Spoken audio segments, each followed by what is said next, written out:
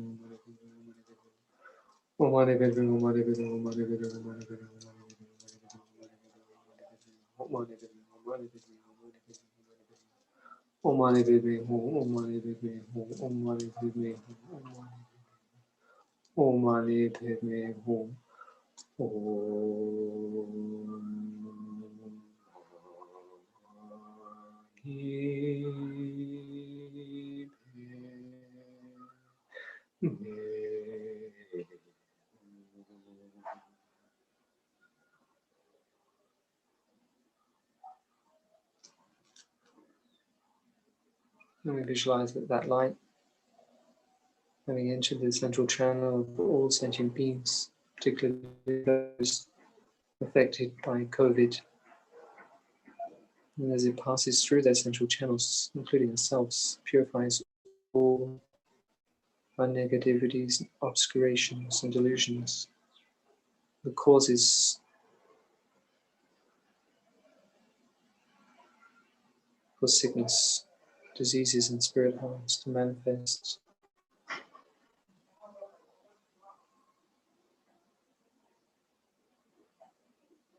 And that light comes to reside at the heart of all sentient beings and places them in the pure state of Chenrezig.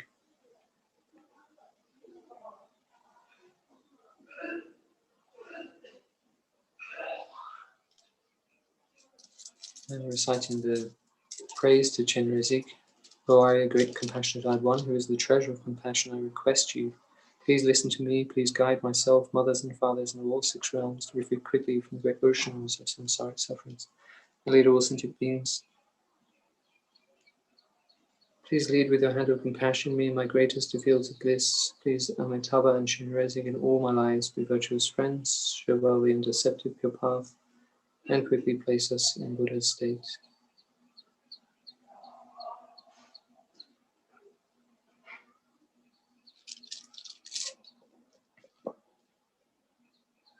And we generate the thought that through our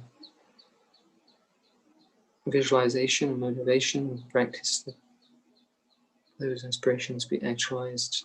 And we go back to the prayer liberating Sakya from disease and to recite the actual prayer.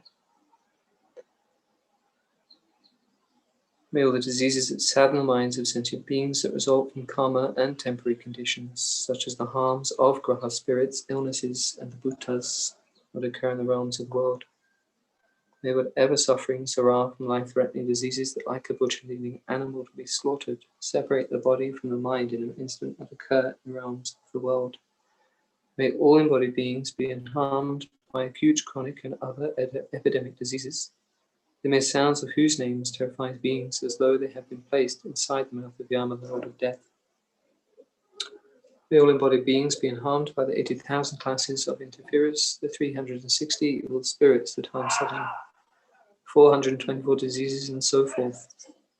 May whatever sufferings there are due to disturbances of the 4 elements, depriving the body and mind of every happiness, be totally pacified. May the body and mind have radiance and power, and be endowed with long life, good health, and well-being. By the compassion of the Gurus and the 3 jewels, by the power of the Dakinis, Dharma protectors, and guardians, and by the power of the truth of the infallibility of karma and its results, may all these dedications and prayers be fulfilled. We generate strong conviction that through a strong aspiration, on the basis of strong motivation, that all these practices and prayers and requests through the infallibility of karma and its results, they will be actualized without doubt. We rejoice in all the virtue that's ever existed in the past, present, and in the future, all the virtues of all the sentient beings,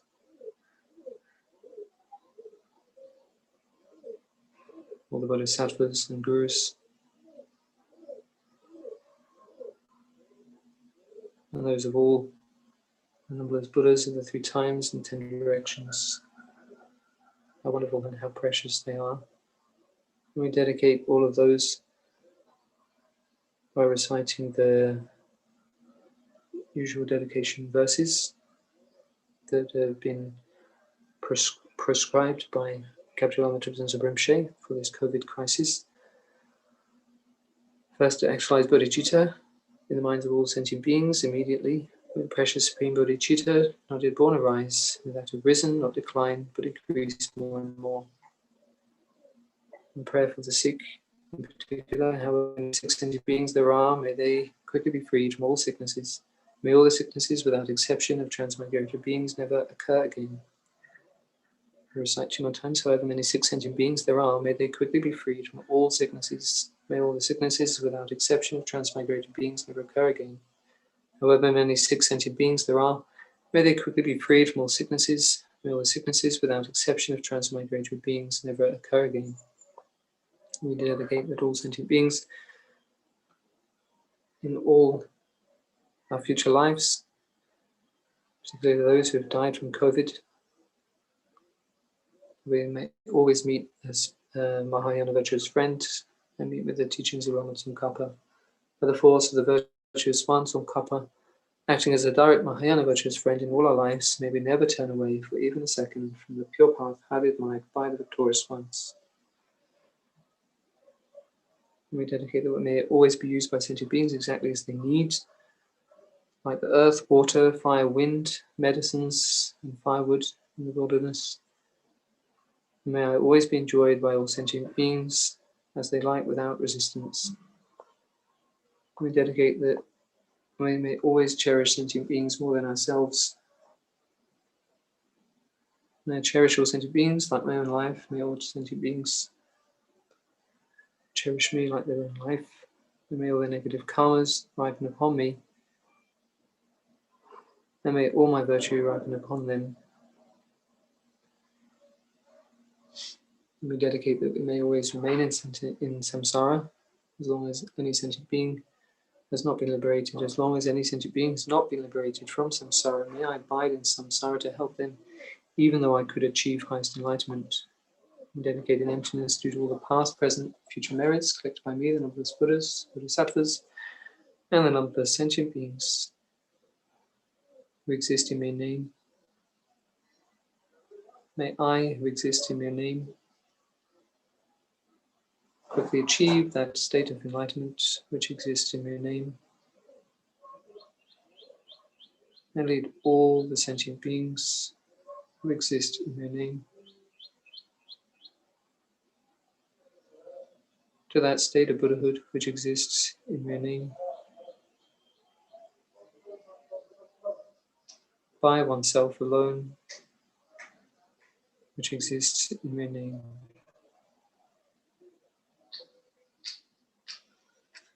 And due to all these virtues collected by me, the numberless Buddhas, the numberless sentient beings, may our precious Gurus' lives always be long. May all the holy wishes be spontaneously fulfilled immediately. In particular for His Holiness the Dalai Lama, wish granting, wish fulfilling jewel, source of every single benefit and happiness in this world, to be incomparably kind Tenzin Gyatso, I beseech, may all your holy wishes be spontaneously fulfilled. Likewise for Kyabje Lama Zopa Rinpoche, you who uphold the subduer's moral way, serve as the bountiful bearer of all, sustaining, preserving, and spreading Manjunath's victorious doctrine, who masterfully accomplish magnificent prayers, honoring the three sublime ones. Saviour of myself and others, your disciples, please, please live on.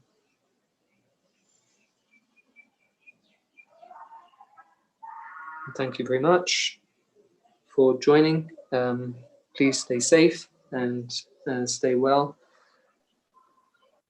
And thank you to all those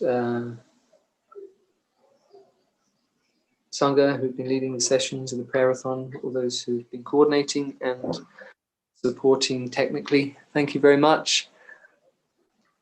There's Venerable Lexok Tashi Dele. Tashi Dele Tabala. Have you recovered from COVID?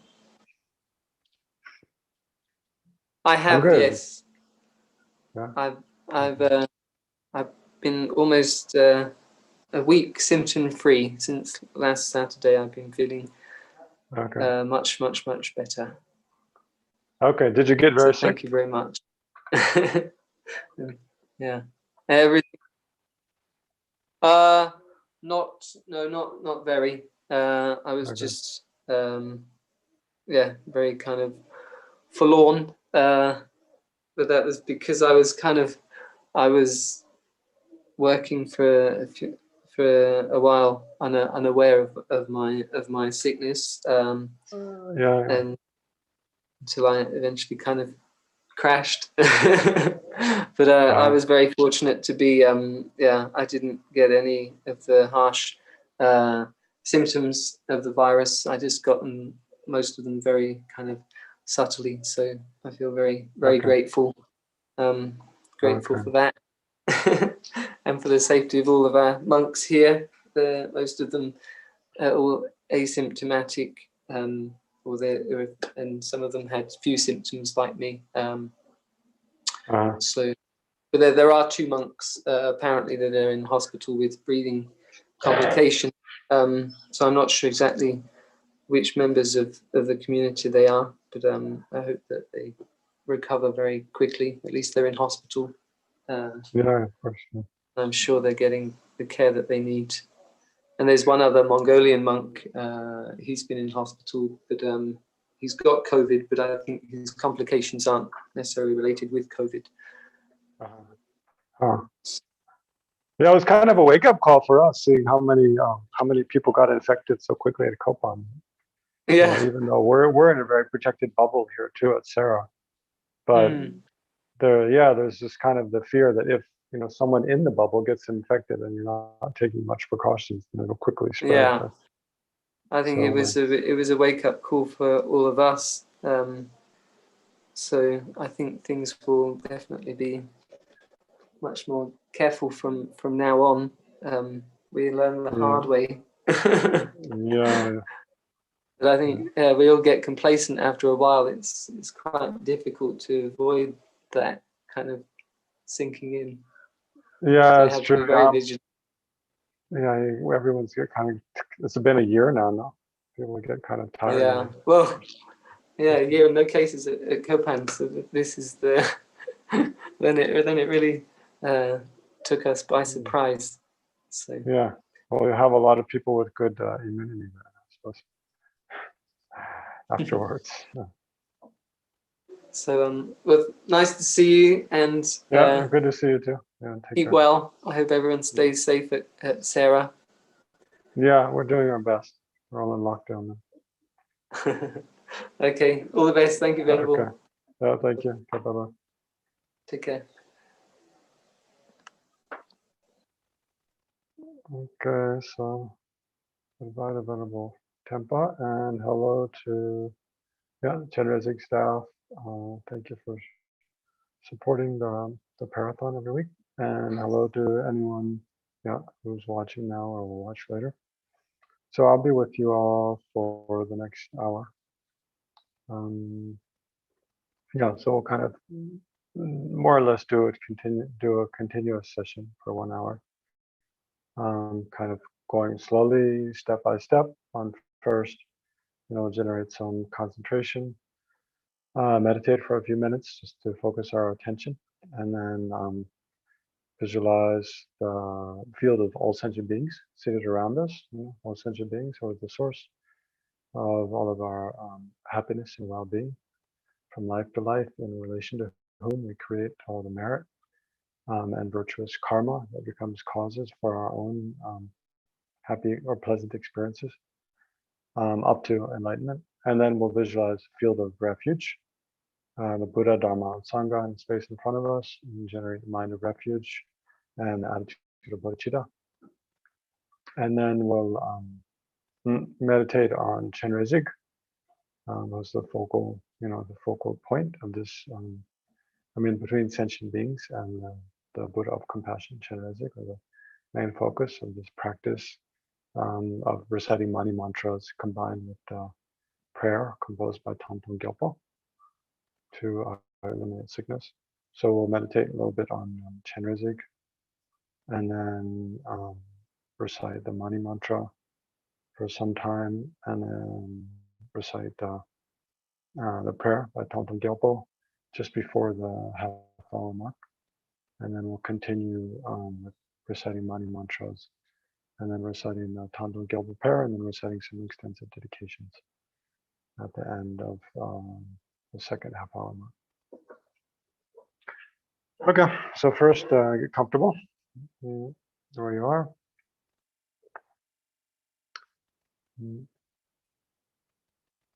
So think about your physical posture, being comfortable in a physical posture.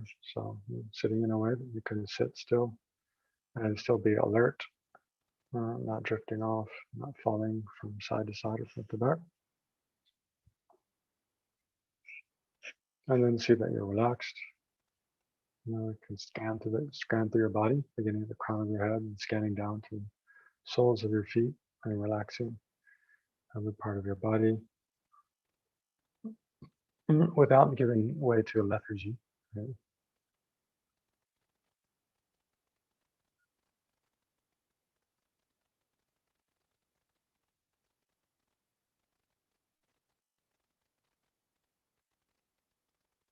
And then gradually focus your attention on an object of placement meditation for a minute or two.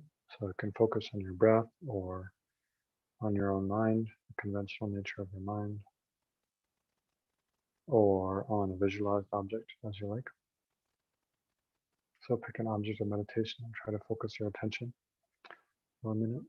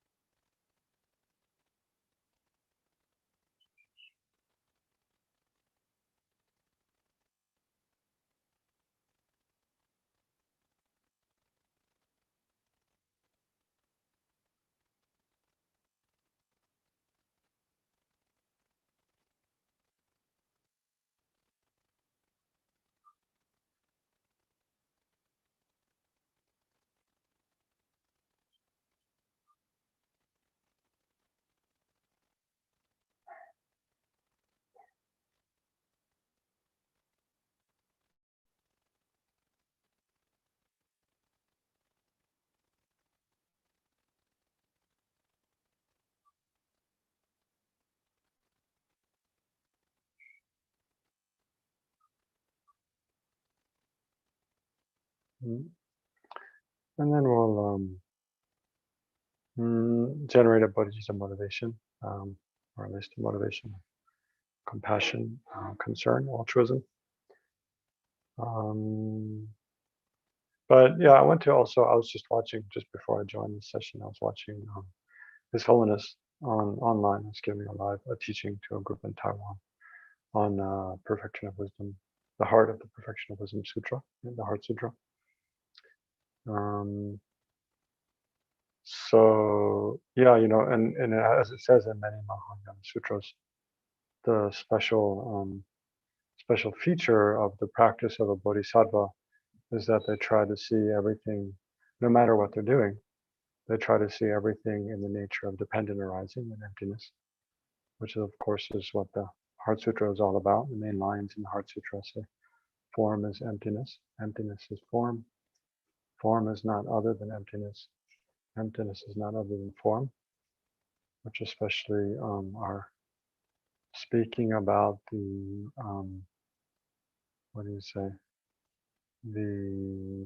how dependent arising and emptiness of inherent existence are one nature. In essence, they're one entity, or just like two sides of the same coin. They amount to the same meaning. So I thought, as we do this session today, and each step of the practice, we'll try to reflect on dependent arising and emptiness. So beginning with, so now visualize all sentient beings seated around you. So I think about our interconnectedness with all sentient beings. And so we begin with our mother and father. To our left, our mother, and to our left, and all our female family and friends to our left and behind us. And then our father, to imagine your father seated to your immediate right, all your male family and friends, uncles, grandfathers, male cousins, have a husband or sons or yeah, any male friends you have. Visualize them all to your right and behind you. So this is a class of friends, females on the left, males on the right. So just briefly think through people in this group. Remember how they've been kind to you in this life, in this rebirth. How they've been helpful to you and supportive. And try to generate a sense of gratitude.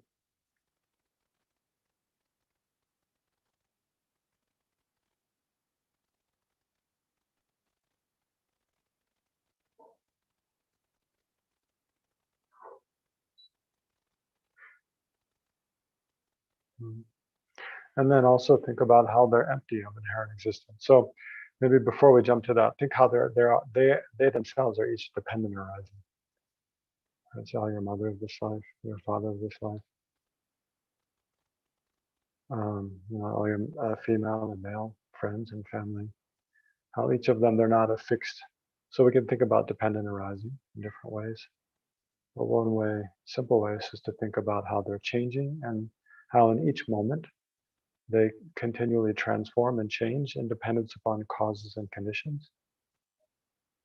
And then in each moment, they are a cause and condition for the successive moments of the continuum of the person to arise. Right? So without scratching our heads too much over technical jargon, just think how, when we think about like our mother, this life, what does that mean actually? Our mother is not just a static, fixed thing, but rather, however many years ago, for me, 40 more than 40 years ago, my mother existed as in one way. Now she exists in a very different way because aging happens, thoughts change, the body changes,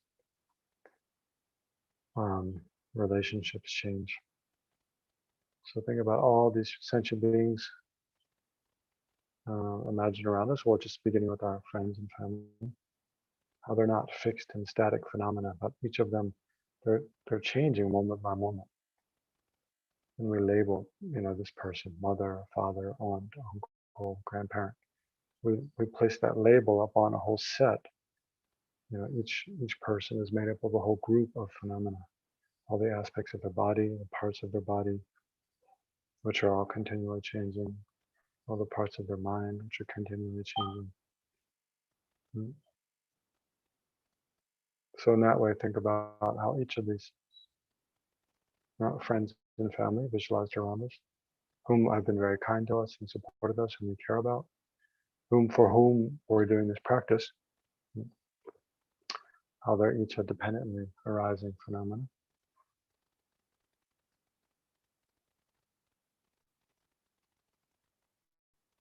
And then think about the class of antagonists, people who we're most prone to become angry with. So imagine these individuals seated in front of you, facing towards you.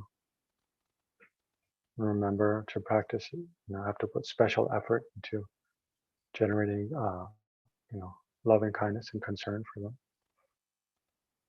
And how we also do this practice for their welfare.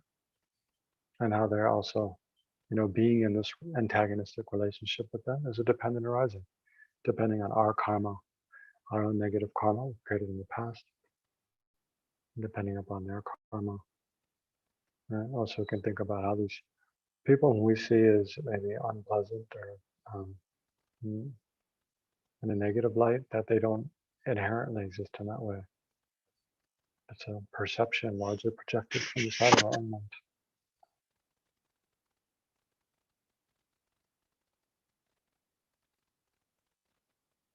And then think about all the strangers, all the other sentient beings, human beings, animals, and so forth. Imagine them all seated around you, all the sentient beings that exist. And remember how they're just the same as us, wishing to have happiness, wishing to be free from suffering.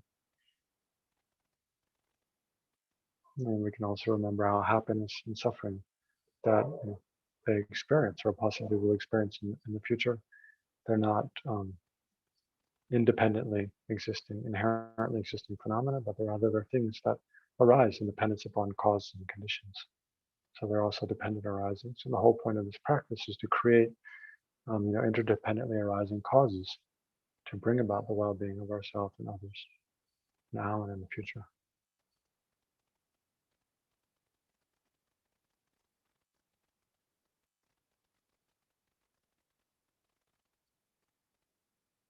So especially try to generate bodhicitta, the wish to do whatever we can to eliminate the suffering and bring an end to the suffering of all sentient beings without regard, without distinguishing or being biased for friends, against enemies, and being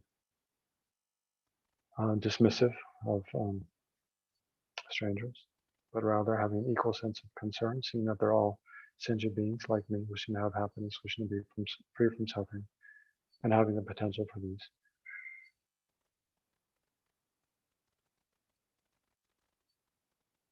Because happiness and suffering, especially happiness, enlightenment, is a dependent arising. If we create the causes, there's no way it cannot arise, it cannot be produced. So also recognize how you yourself are dependent arising, how you have the potential for enlightenment, and by gathering together the causes, especially the collections of merit and wisdom, and then you can become enlightened to benefit all sentient beings.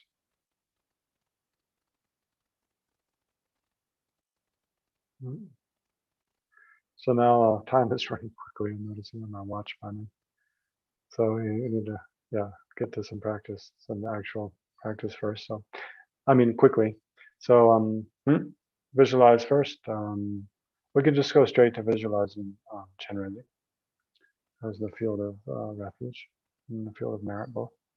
So visualize in space in front of you either your own guru, His Holiness the Dalai Lama, who's human emanation of that Buddha of compassion, Chenrezig, or another, Kyabje Lama Zopa Rinpoche, or another image of Chenrezig, either two-arm Chenrezig, or four-arm Chenrezig, or 1,000-arm Chenrezig, whichever you like. Visualizing the space in front of you.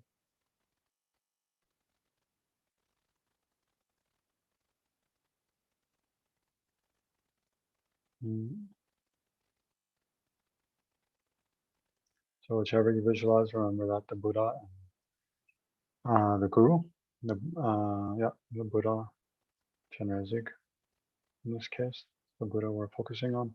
There's one nature with one's own Guru. One Guru is one nature with Chenrezig. They don't exist separately from one another,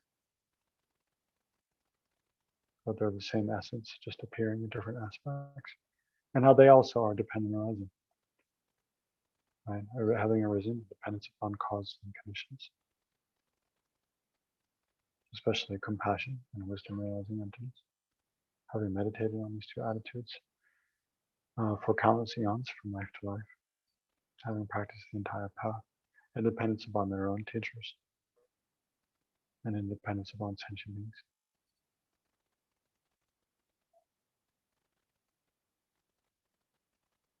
And then remember, because we're dependent arising, they're dependent arising, by focusing our attention on them, then we make a connection, and we create causes to sustain a connection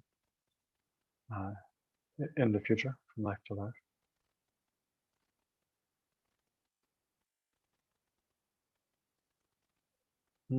So especially generate the mind of refuge, having faith that the Buddha Dharma Sangha have the power to protect us from suffering of samsara and lead us to full enlightenment.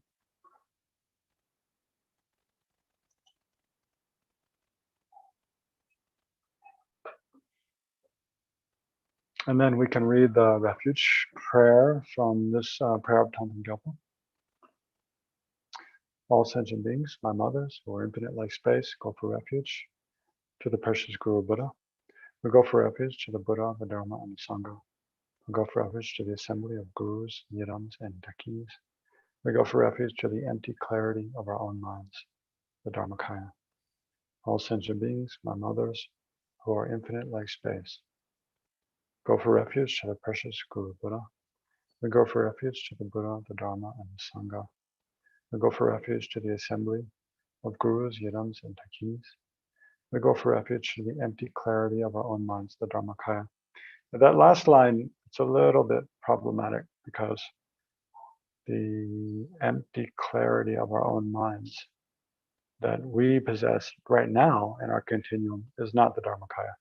Right? The Dharmakaya, I mean, well, it depends what you talk about, but generally when we talk about the Dharmakaya, it's the truth body of a Buddha, right? So it exists in a Buddhist continuum. So unless you're a Buddha, then you don't have Dharmakaya in your mind.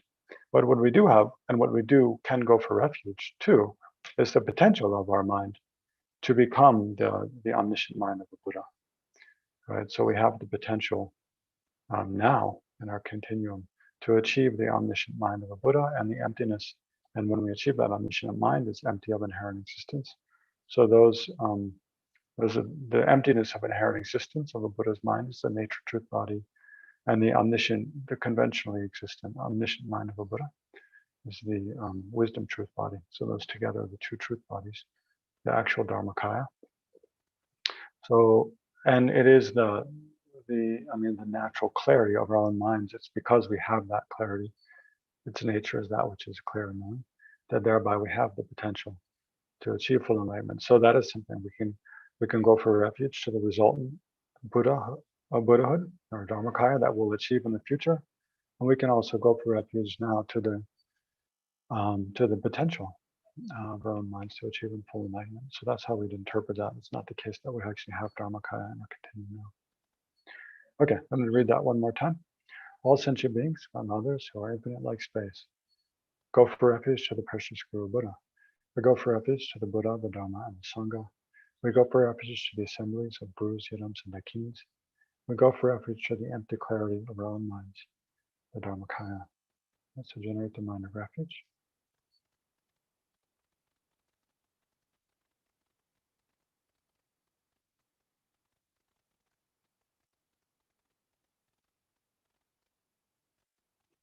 So now imagine a Chenrezig in front of you, who's one nature with the Guru, is very pleased, and comes to that space above your head to bless you and all sentient beings as you recite the Mani mantra. So if you have, at this point, if you have initiation into one form of Avalokiteshvara, Chenrezig, you can briefly dissolve into emptiness, and then from within emptiness, motivated by bodhicitta, then arise in the aspect of Chenrezig. If you don't have initiation, or you don't know what I'm talking about, then just continue to visualize Chenrezig, who was one nature with the Guru, in the space of the crown of your head. And visualize, so again, think about dependent arising and emptiness. How all sentient beings around you, they're empty of inherent existence, which means, well, basically means they're dependent arisings, but it means that whatever state of suffering they exist now, it's not fixed, it's not permanent. It doesn't have to be like that, but rather it's just an adventitious condition they're in based on certain causes and conditions. And they can change, right? So that's why we do this practice. And then also oneself, the practitioner, is empty of inherent existence. And instead of being inherently existent, one is a dependently arising phenomenon. So therefore, practice like this has the power to change. There's a possibility of transformation and change. And then also the object of our prayers and aspiration, the Buddha of compassion, is one in nature with our own Guru, is also empty of inherent existence.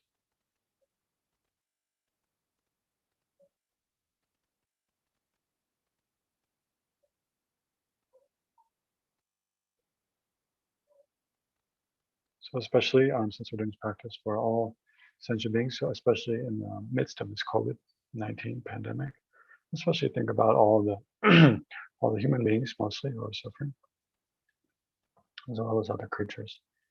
Due to being sick, there's so many in the hospital right now, struggling for their life. There's many who recently died, passed away, or passed into the barrio. There's many beings who have lost loved ones in recently or in the last year to the pandemic.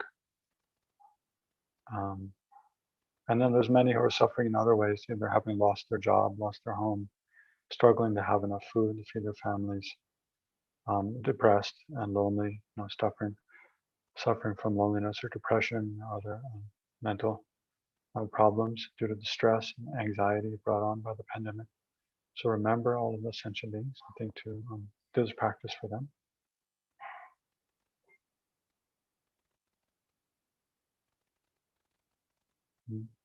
So now continue to visualize Chenrezig above your head and all sentient beings surrounding you. So as we recite the Mani mantra, visualize that from every pore of Avalokiteshvara's holy body, the Guru's holy body, white light rays radiate out and purifying all sentient beings of every form of suffering and the cause of suffering, as well as the environment. Om Mani Padme Hum, Om Mani Padme Hum. Om Mani Padme Hum.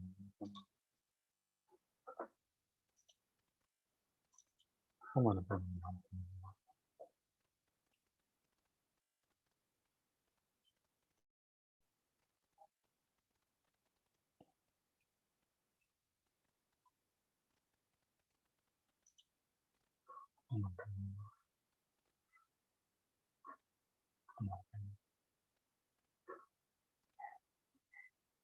Om Mani Padme Hum. Om Mani Padme Hum.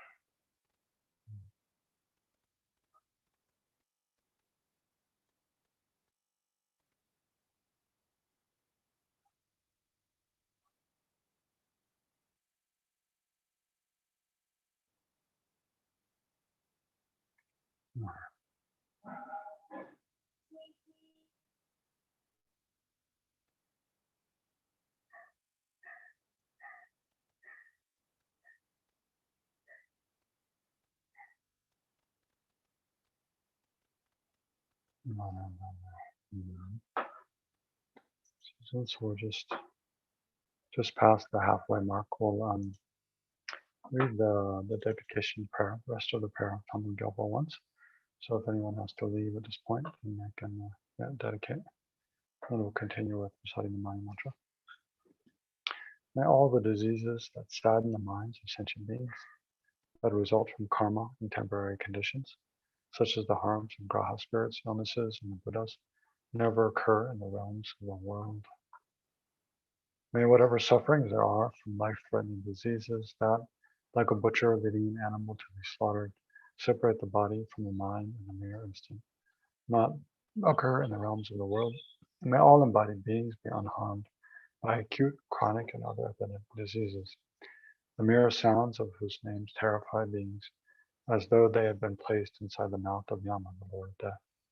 May all embodied beings be unharmed by the 80,000 classes of interferers, the 360 evil spirits that harm suddenly, the 424 diseases, and so forth.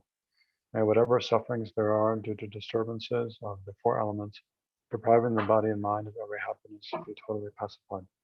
And may the body and mind have radiance and power, and be endowed with long life, health, and well-being. By the compassion of the Gurus and the three jewels, by the power of the Dakinis, Dharma protectors, and guardians, and by the power of the truth of the infallibility of karma and its results, May all these dedications and prayers be fulfilled.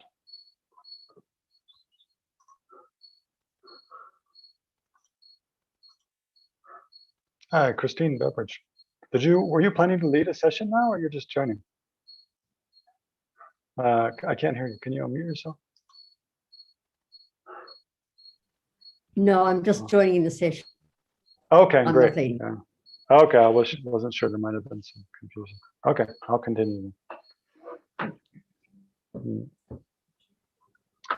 So, yeah, so we'll just continue with reciting the Mani Mantra. So we've generated bodhicitta, visualizing all sentient beings around us. Then visualized Chenrezig, gone for refuge. And then so we're visualizing Chenrezig above the crown of our head, or if we have initiation, you can generate oneself as Avalokiteshvara. Yeah, and then we'll continue reciting the Mani Mantra, visualizing purification and blessing of all sentient beings and the environment around us. For another, I don't know, about 10 minutes, a little more than 10 minutes. So as we recite the Mani Mantra, and remember, the meaning of the mantra. So we're trying to focus especially on dependent arising. Remember how oneself, the practitioner, is a dependently arising phenomena, dependent upon causes and conditions, parts, and imputation by the mind, and is thereby empty of inherent existence. How all sentient beings surrounding us are also dependent upon causes and conditions, and therefore empty of inherent existence.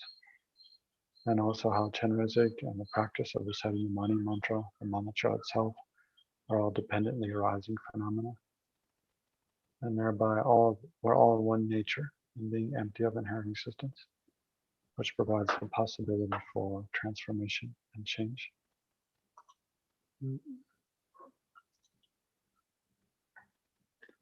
Oh, and also the Mani Mantra, it represents that, right? Mani, the jewel. Mani means jewel, so it represents the attitude of bodhicitta united with the lotus. The lotus represents purity, in this case, the purity of being free from existing from its own side, being free from inherent existence. So we try to generate these two minds, the wisdom, realizing emptiness, represented by the lotus, and the attitude of bodhicitta, aspiring to become enlightened in order to benefit all sentient beings in whatever way we can.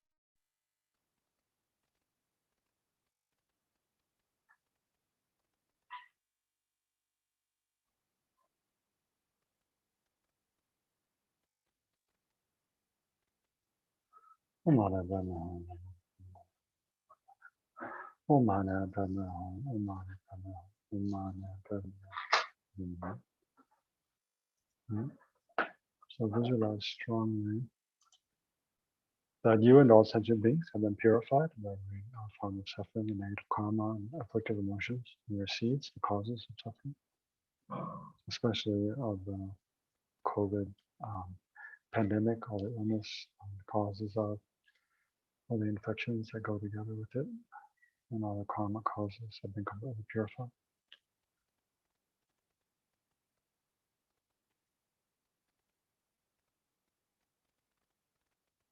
And then reflecting how the root cause of all suffering, the root cause of samsara, and therefore also the root cause of all illness and infection, this COVID-19 pandemic, is the ignorance, grasping at inherent existence. Then visualize that that ignorance has been completely eliminated by the wisdom realizing emptiness and dependent arising. So reflecting again how you, all sentient beings, Buddha, Guru, all suffering phenomena as well are all empty, not even the slightest atom of existing from their own side, their inherent existence. And instead of that, they are all dependently arising phenomena, appearing like a mirage or like a dream, yet empty.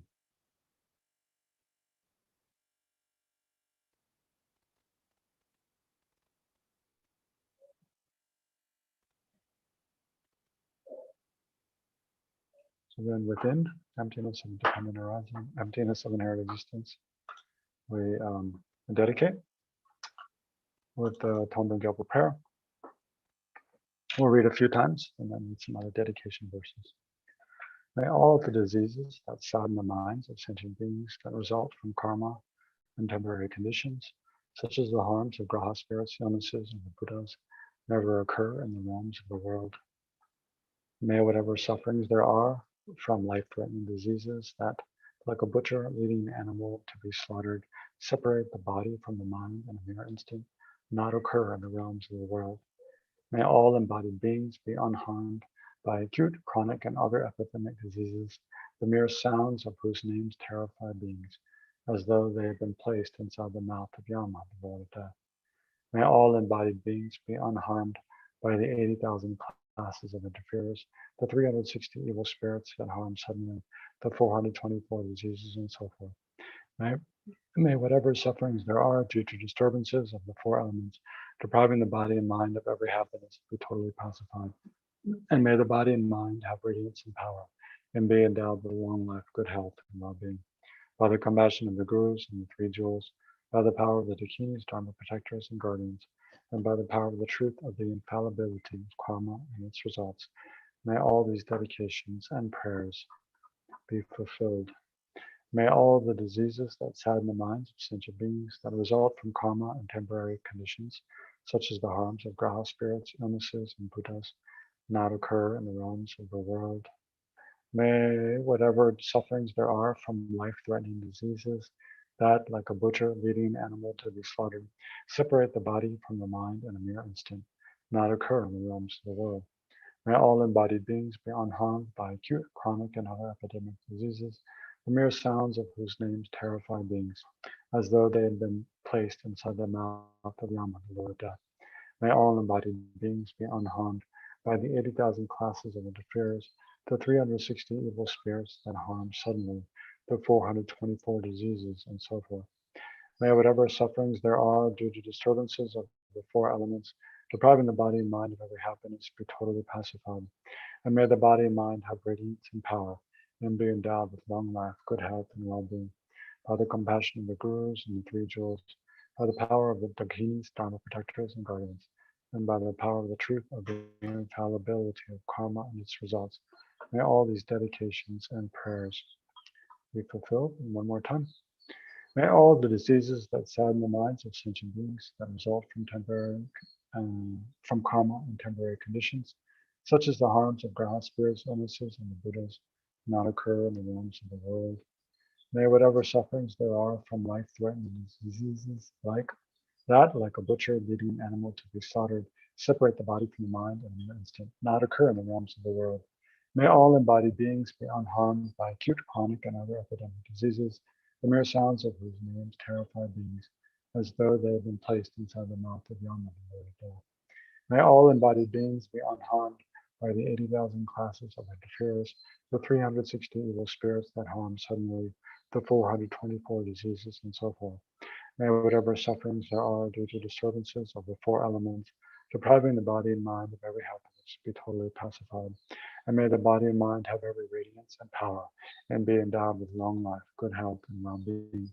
By the compassion of the Gurus and the Three Jewels, by the power of the Dakinis, Dharma protectors and guardians, and by the power of the truth of the infallibility of karma and its results, may all these dedications and prayers be fulfilled. And then there are, so the same thing. There are these additional dedication prayers. May the Supreme Bodhicitta, not yet born, rise and grow, and may that which that arisen not decline, but increase more and more. Samsara and nirvana lack even an atom of inherent existence, and cause and effect independent, arising or on the train. I seek your blessings to discern the meaning of Nagarjuna's thought, that these two are mutually complementary and not contradictory. However many sick sentient beings there are, may they quickly be freed from all their sicknesses. May all the sicknesses without exception of transmigratory beings never occur again. However many sick sentient beings there are, may they quickly be freed from all sicknesses. May all the sicknesses without exception of transmigratory beings never occur again. However many sick sentient beings there are, may they quickly be freed from all sicknesses. May all the sicknesses without exception of transmigratory beings never occur again. In all my lives, may I never separated from perfect gurus.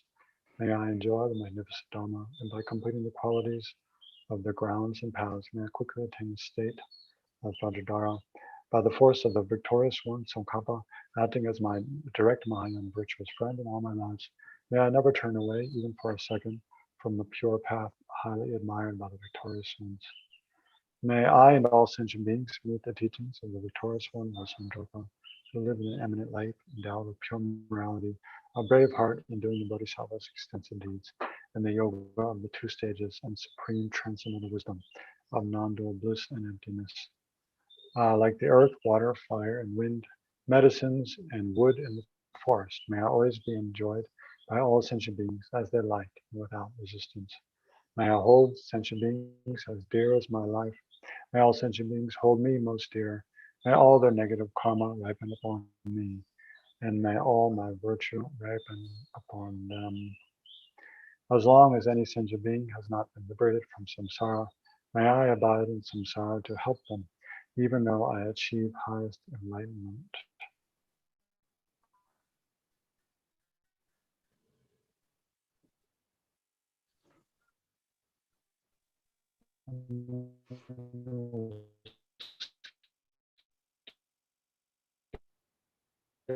Down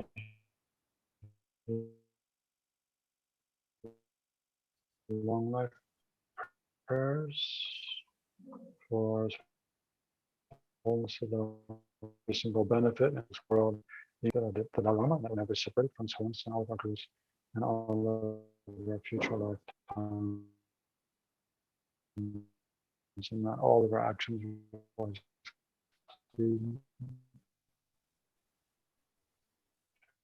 the holy mind of the Guru.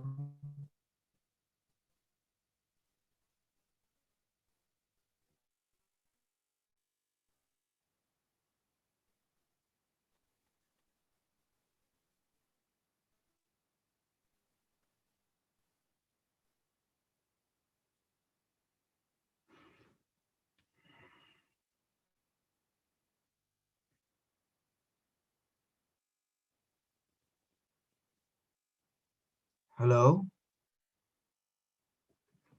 Can you hear me?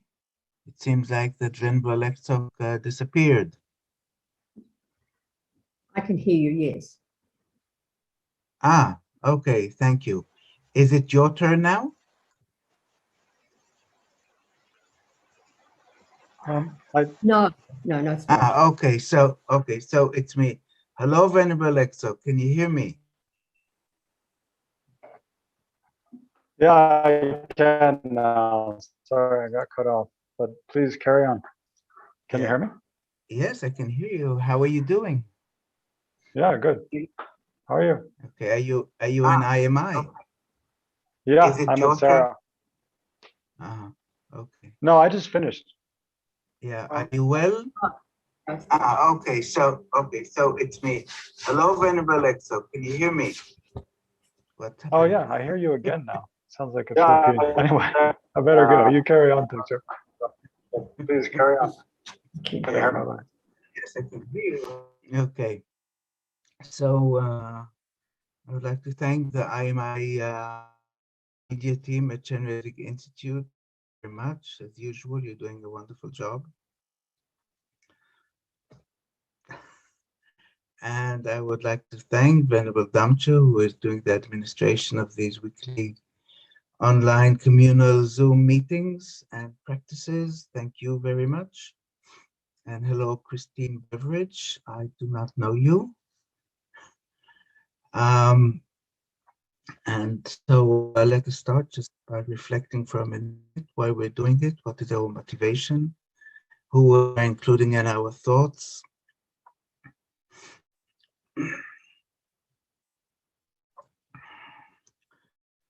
Then we visualize beings in human form that are sitting around us. All sentient beings, not one excluded. And think that ultimately we are leading them all to full enlightenment. But temporarily, at the stage that we are leading them, we are wishing them to be free from any disease, and the world is rid of the COVID-19 pandemic.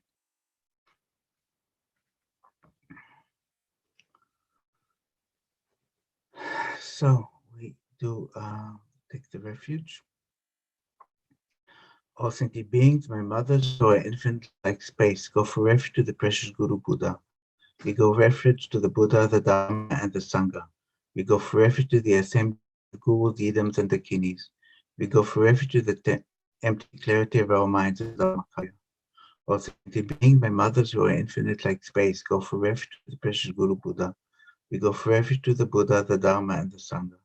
We go for refuge to the assembly of Gurus, Yidams, and Dakinis. We go for refuge to the empty clarity of our minds, the Dharmakaya. All sentient beings, my mothers, who are infinite like space, for refuge to the precious Guru Buddha. We go for refuge to the Buddha, the Dharma, and the Sangha. We go for refuge to the assembly of Gurus, Yidams, and Dakinis. We go for refuge to the empty clarity of our minds, the Dharmakaya. So the following visualization I took from Lama Zopa Rinpoche, from that is written in the Lama Yeshu Wisdom Archive. It's helpful for me to know how to do it.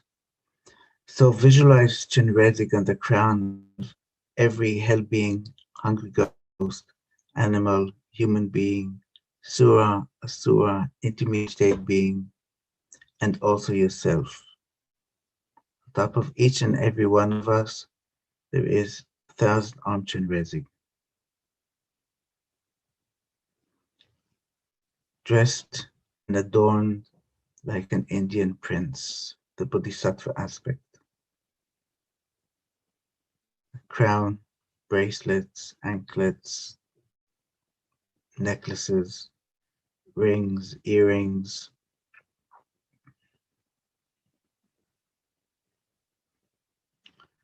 Very wise, compassionate, 1,000 arms, in each hand an eye, 11 heads.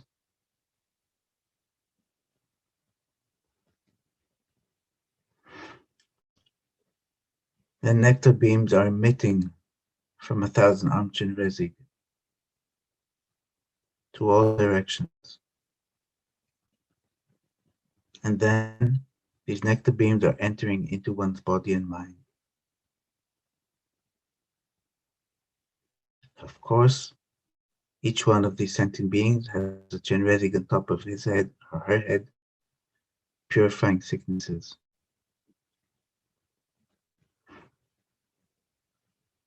We think that any particular sickness or spirit harm that one has, the cause of those are negative karma and defilement. The karma and defilement collected from beginningless rebirth up to now. And with this visualization, and later on the recitation of Om Mani Padme Hum, completely purified. And we can think of the COVID-19 pandemic, of course. People who are in lockdown, people who are in hospitals, and respirators, people who are suffering mentally, physically, financially, socially. We can think of the horrible situation in India, lacking oxygen, lacking the ability to help. The numbers are astonishing.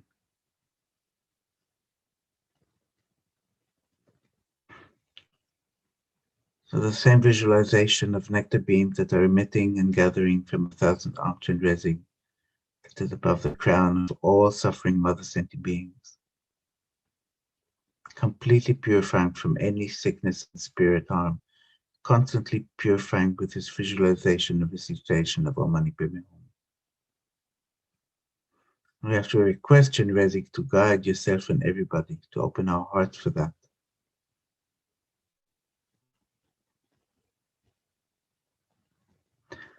And it's good to remember to visualize the suffering as extensive as possible. It may be more important that we are constantly being purified as we chant or recite the Chenrezig mantra.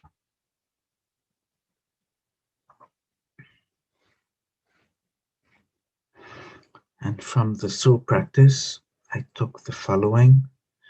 The numberless hell beings, hungry ghosts, animals, suras, and intermediate beings, and all human beings, and especially those who are affected mentally, physically, financially, socially from the COVID-19 pandemic, from all of whom I received all my past, present, future happiness, are the most obviously precious and most kind ones in my life.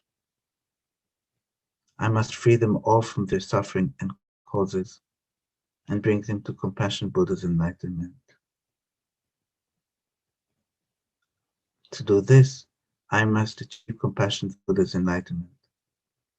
Therefore, the most important thing in my life is to develop great compassion. This is of utmost importance. For that, I must receive the blessings of the special deity of compassion by reciting the mantra that persuades the holy mind of compassion Buddha.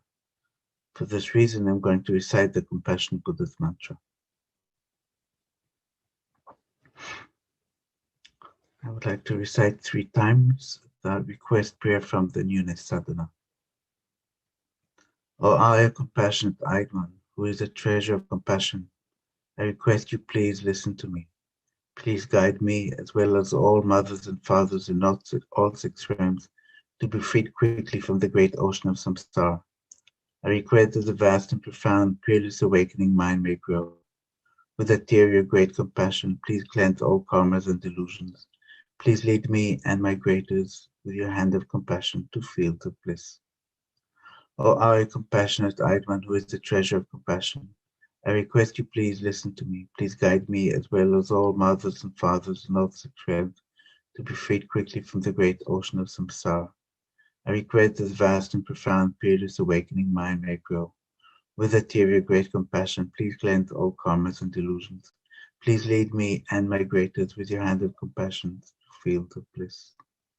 O our compassionate eyed one, who is the treasure of compassion, I request you please listen to me. Please guide me, as well as all mothers and fathers in all 6 realms, to be freed quickly from the great ocean of samsara. I request that the vast and profound, peerless awakening mind may grow. With that tear of your great compassion, please cleanse all karmas and delusions. Please lead me and my greaters with your hand of compassion to fields of bliss. And may I suggest that we dedicate each Om Mani Padme Hum that we recite to the fulfillment of the holy wishes of our virtuous friends, His Holiness Dalai Lama, Kyabje Lama Zopa Rinpoche, and others. There's a generation of loving kindness and compassion. May all the war and killing and famine and diseases like the COVID-19 pandemic and the others, and the imbalance of the elements in the world stop right now. Om Mani Padme Hum, Om Mani Padme Hum, Om Mani Padme Hum, Om Mani Padme Hum, Om Mani Padme Hum, Om Mani Padme Hum. Just to remind you of the visualization of 1,000 Chenrezig at the top of each and every sentient being's head, emitting nectar ray light that is gathered into one's own body and mind and purifies as we recite the mantra. Om Mani Padme Hum, Om Mani Padme Hum, Om Mani Padme Hum, Om Mani Padme Hum, Om Mani Padme Hum, Om Mani Padme Hum, Om Mani Padme Hum, Mani Padme Hum, Mani Padme Hum, Mani Padme Hum, Mani Padme Hum, Mani Padme Hum, Mani Padme Hum,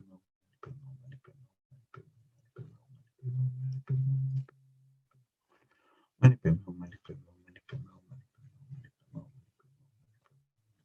Hum, Mani Padme Hum. Mani Padme Hum, Mani Padme Hum, Mani Padme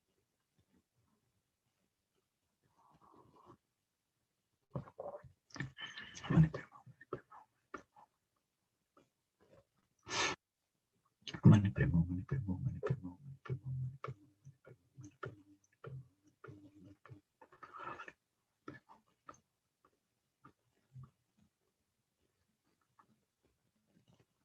Mani Padme Hum,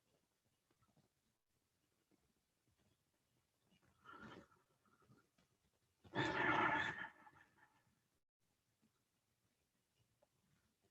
Padme Hum, Mani Padme Hum, Mani Padme Hum, Mani Padme Hum, Mani Padme Hum, Mani Padme Hum. Mani Padme Hum, Mani Padme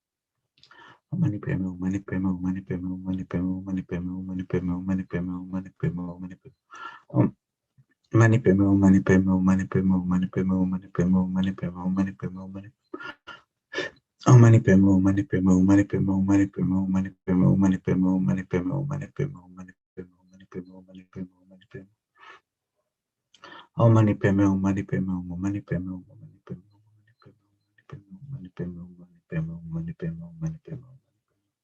Om Mani Padme Hum, Mani Padme Hum, Mani Padme Hum, Mani Padme Hum, Mani Padme Hum, Mani Padme Hum. Om Mani Padme Hum, Mani Padme Hum, Mani Padme Hum, Mani Padme Hum, Mani Padme Hum, Mani Padme Hum, Mani Padme Hum. Om Mani Padme Hum, Mani Padme Hum, Mani Padme Hum, Mani Padme Hum, Mani Padme Hum, Mani Padme Hum, Mani Padme Hum, Mani Padme Hum, Mani Padme Hum, Mani Padme Hum, Mani Padme Hum. Om Mani Padme Hum, Mani Padme Hum, Mani Padme Hum, Mani Padme Hum, Mani Padme Hum, Mani Padme Hum, Mani Padme Hum, Mani Padme Hum. Om Mani Padme Hum, Mani Padme Hum, Mani Padme Hum, Mani Padme Hum, Mani Padme Hum, Mani Padme Hum, Mani Padme Hum, Mani Padme Hum, Mani Padme Hum. Om Mani Padme Hum, Mani Padme Hum, Mani Padme Hum, Mani Padme Hum, Mani Padme Hum, Mani Padme Hum, Mani Padme Hum, Mani Padme Hum. Om Mani Padme Hum, Mani Padme Hum, Mani Padme Hum, Mani Padme Hum, Mani Padme Hum, Mani Padme Hum, Mani Padme Hum, Mani Padme Hum, Mani Padme Hum. Padme Hum, Mani Padme Hum, Mani Padme Hum, Mani Padme Hum, Mani Padme Hum, Mani Padme Hum.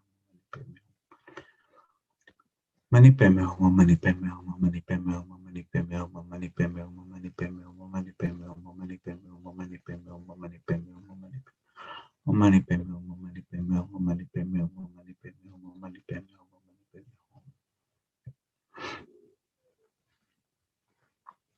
And I would like to recite 7 times the actual prayer. May all the diseases inside the mind of sentient beings that result from karma and temporary condition, such as the harms of God's spirit, illnesses, and the Buddhas, not occur in the realm of the world. Om Mani Padme Hum. May whatever suffering there are from life-threatening diseases, like a butcher leading an animal to be slaughtered, separating the body from the mind in a mere instance, not occur in the realm of the world. Om Mani Padme Hum. May all embodied beings be unharmed by acute, chronic, and other epidemic diseases. The mere sound of whose name terrify beings as though they have been placed inside the mouth of Yama, the Lord of Death. Om Mani Padme Hum. May all embodied beings be unharmed by the 80,000 class of interferers, the 360 evil spirits that come suddenly, the 424 diseases, and so forth. Om Mani Padme Hum. May whatever suffering there are due to the disturbance of the 4 elements, depriving the body and mind of every happiness, be totally pacified. May the body and mind have radiance and power and be endowed with long life, good health, and well-being. Om Mani Padme Hum. by the compassion of the ghouls and the three jewels, by the power of the Dakinis, Dharma protectors and guardians, and by the power of the truth and infallibility of karma and its results, may all these dedications and prayers be fulfilled. Om Mani Padme Hum. May all the diseases and sadden the minds of sentient beings that result from karma and temporary conditions, such as the harms of graha, spirits, illnesses, and buddhas, not occur in the realms of the world. May whatever suffering there are from life-threatening diseases, like a butcher leading an animal to be slaughtered, separating the body from the mind in a mere instant, not occur in the realms of the world. Om Mani Padme Hum. May all embodied beings be unharmed by acute, chronic, and other epidemic diseases, the mere sounds of whose names terrify beings as though they have been placed inside the mouth of Yama, the Lord of Death. Om Mani Padme Hum. May all embodied beings be unharmed by 80,000 classes of interferers, the 360 evil spirits that come suddenly, the 424 diseases, and so forth. Om Mani Padme Hum. May whatever suffering there are due to disturbances of the four elements, depriving the body and mind of every happiness, be totally pacified. May the body and mind have radiance and power and be endowed with long life, good health, and well-being. Om Mani Padme Hum. By the compassion of the ghouls and the three jewels, the power of the Dakinis, Dharma protectors and guardians, and by the power of the truth and infallibility of karma and its results, may all these dedications and prayers be fulfilled. Om Mani Padme Hum. May all the diseases and sadden the minds of sentient beings that result from karma and temporary conditions, such as the harms of spirits, illnesses, and buddhas, not occur in the realms of the world. May whatever suffering there are from life-threatening disease, the butcher leading an animal to be slaughtered, separating the body from the mind in a mere instant, not occur in the realms of the world. May all embodied beings be unharmed by acute and chronic and other epidemic diseases, the mere sounds whose names terrify beings as though they have been placed inside the mouth of Yama, the Lord of Death. Om Mani Padme Hum. May all embodied beings be unharmed by the 80,000 classes of interferers, the 360 evil spirits that come suddenly, the 424 diseases, and so forth. Om Mani Padme Hum. May whatever suffering there are due to the disturbances of the four elements, depriving the body and mind of every happiness, be totally pacified. And may the body and mind have radiance and power and be endowed with long life, good health, and well-being. Om Mani Padme Hum. By the compassion of the ghouls and the three jewels, the power of the Dakinis, Dharma protectors and guardians, and by the power of the truth and fallibility of karma and its results, may all these dedications and prayers be fulfilled. Om Mani Padme Hum. May all the diseases and sadden the minds of sentient beings that result from karma and temporary conditions, such as the harms of graha, spirits, illnesses, and buddhas, not occur in the realms of the world. May whatever suffering there are from life-threatening diseases, that like a butcher leading an animal to be slaughtered, separating the body from the mind in a mere instant, not occur in the realms of the world. Om Mani Padme Hum. May all embodied beings be unharmed by acute, chronic, and other epidemic diseases, the mere sounds of whose names terrify beings as though they have been placed inside the mouth of Yama, the Lord of Death. Om Mani Padme Hum. May all embodied beings be unharmed by the 80,000 classes of interferers, the 360 evil spirits that come suddenly, the 424 diseases, and so forth. Om Mani Padme Hum. May whatever suffering there are due to the disturbances of the four elements, depriving the body and mind of every happiness, be totally pacified. And may the body and mind have radiance and power and be endowed with long life, good health, and well-being. Om Mani Padme Hum. By the compassion of the ghouls and the three jewels, by the power of the Dakinis, Dharma protectors and guardians, and by the power of the truth and fallibility of karma and its results, may all these dedications and prayers be fulfilled. Om Mani Padme Hum. This is the fifth recitation. May all the diseases and sadden the minds of sentient beings that result from karma and temporary conditions, such as the harms of graha, spirits, illnesses, and the buddhas, not occur in the realms of the world. Om Mani Padme Hum. May whatever suffering there are from life-threatening diseases, like a butcher leading an animal to be slaughtered, separating the body from the mind in a mere instant, not occur in the realms of the world. Om Mani Padme Hum. May all embodied beings be unharmed by acute, chronic, and other epidemic diseases, the mere sounds of whose names terrify beings as though they have been placed inside the mouth of Yama, the Lord of Death. Om Mani Padme Hum. May all embodied beings be unharmed by the 80,000 classes of interferers, the 360 evil spirits that come suddenly, the 424 diseases, and so forth. Om Mani Padme Hum. May whatever suffering there are due to the disturbances of the four elements, depriving the body and mind of every happiness, be totally pacified. And may the body and mind have radiance and power and be endowed with long life, good health, and well-being. Om Mani Padme Hum. By the compassion of the Gurus and the Three Jewels, the power of the Kini Dhamma protectors and guardians, and by the power of the truth and infallibility of karma and its results, may all these dedications and prayers be fulfilled. Om Mani Padme Hum. May all the diseases inside of the mind of sentient beings that result from karma and temporary conditions, such as the harms of God's spirits, illnesses of the Buddhas, not occur in the realms of the world.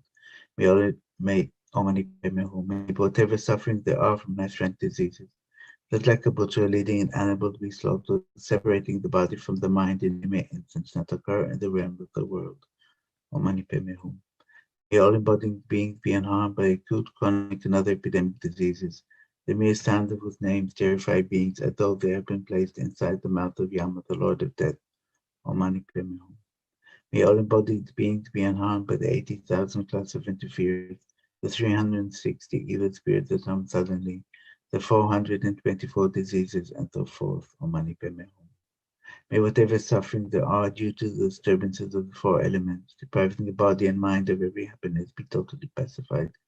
And may the body and mind have radiance and power and be endowed with long life, good health, and well-being. Om Mani Padme Hum.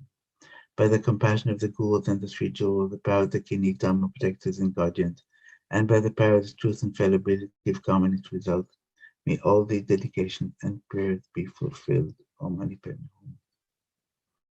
And this is the last recitation. May all the diseases sadden the mind of sentient beings that result from karma and temporary conditions, such as the harms of grass spirits, illnesses, and the Buddhas, not occur in the realms of the world. May whatever suffering there are from life-threatening diseases, like a butcher leading an animal to be slaughtered, separating the body from the mind in a mere instant, not occur in the realms of the world. May all embodied beings be unharmed by the acute, chronic, and other epidemic diseases, the mere sounds of whose names terrify beings as though they have been placed inside the mouth of Yama, the Lord of Death. Om Mani Padme Hum. May all embodied beings be unharmed by the 80,000 class of interferers, the 360 evil spirits that come suddenly, the 424 diseases, and so forth. Om Mani Padme Hum. May whatever suffering there are due to the disturbances of the four elements, depriving the body and mind of every happiness, be totally pacified. May the body and mind have radiance and power and be endowed with long life, good health, and well-being. Om Mani Padme Hum. By the compassion of the Gurus and the Three Jewels, the power of the Kini Dhamma protectors and guardians, and by the power of truth and infallibility of karma and its results, may all these dedications and prayers be fulfilled. Om Mani Padme Hum. Now we can let go of the visualization of 1,000 Om Chenrezig. Dissolve it into a sphere of light that is absorbed into you and permeates your whole body.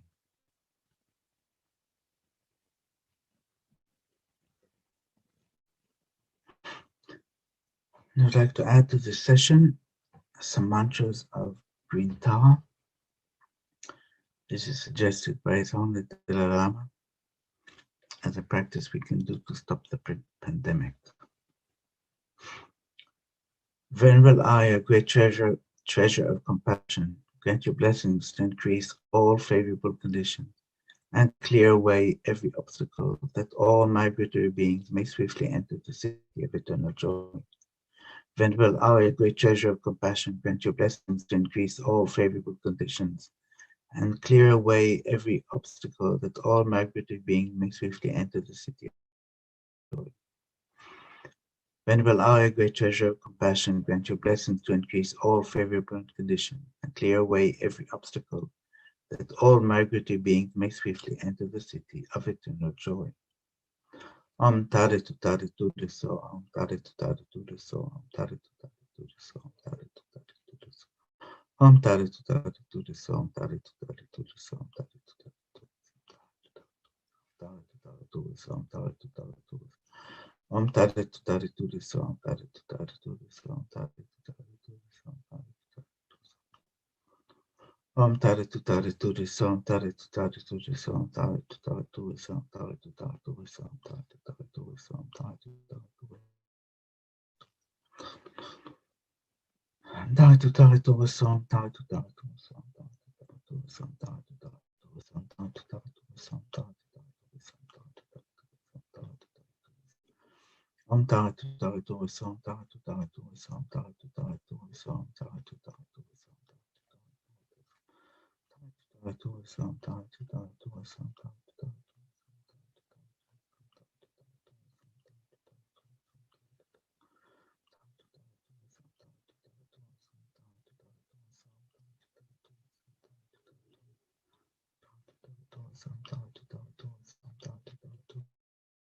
Tare tu Tare tu Som Tare tu Tare tu Som Tare tu Tare tu Som Tare tu Tare tu Som Tare tu Tare tu Som Tare tu Tare tu Som Tare tu Tare tu Som Tare tu Tare tu Som Tare tu Tare tu Om Tare tu Tare tu Som Tare tu Tare tu Som Tare tu Tare tu Som Tare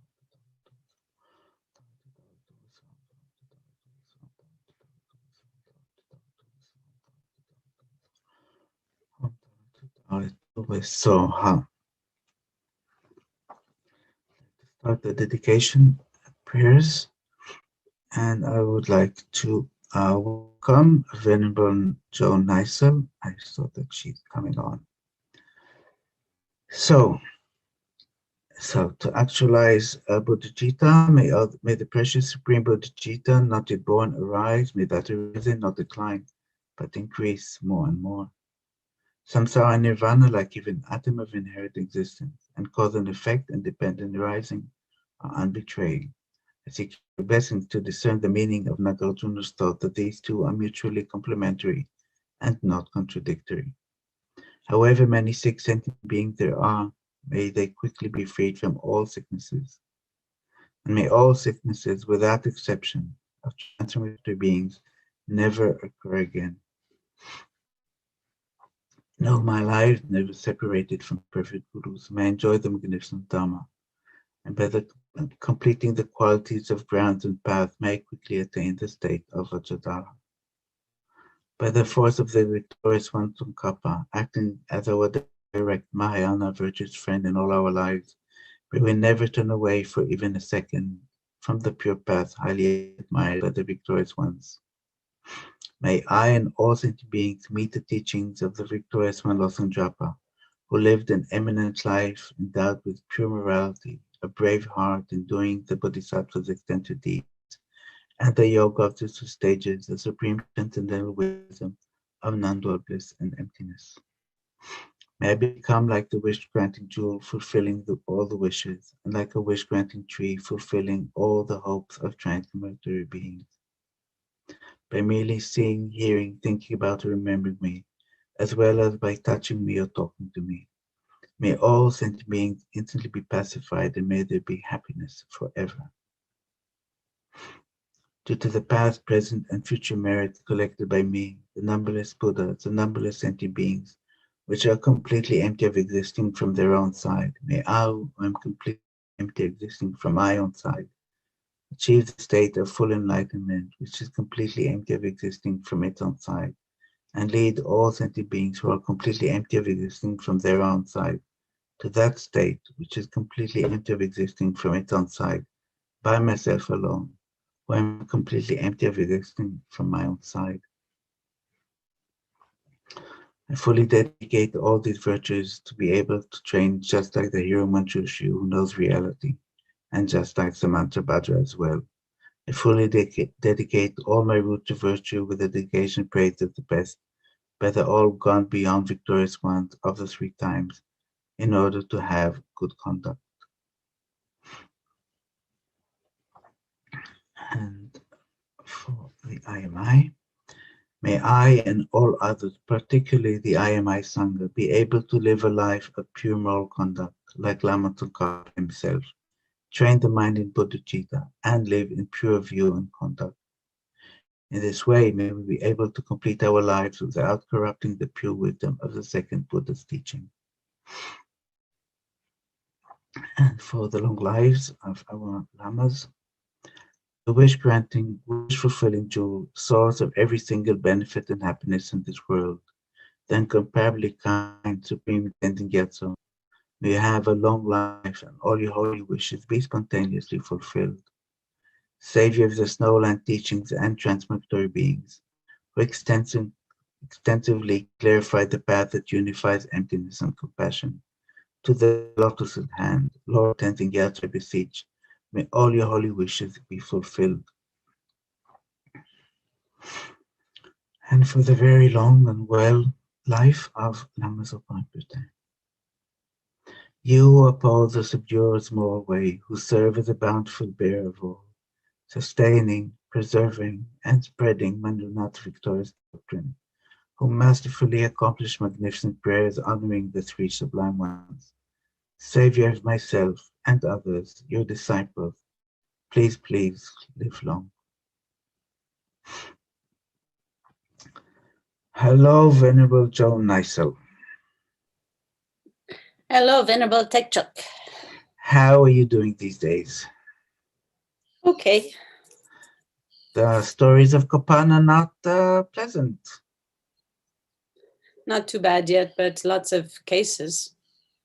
Do they have symptoms or just? I think the majority don't, and some do. And two monks were brought to hospital with some breathing problems. So it's here. Oh my God. Yeah. Yeah, it looks like Okay, Nepal's in for a bad time. Are you all isolating in the different buildings? How are you? No, it doesn't. Well, it doesn't really work like that in a big community where there's not enough rooms for everybody to have a single room. So the monks who are positive are in buildings on one side of the hill, and the monks who are negative are I'm lucky, on this side of the hill.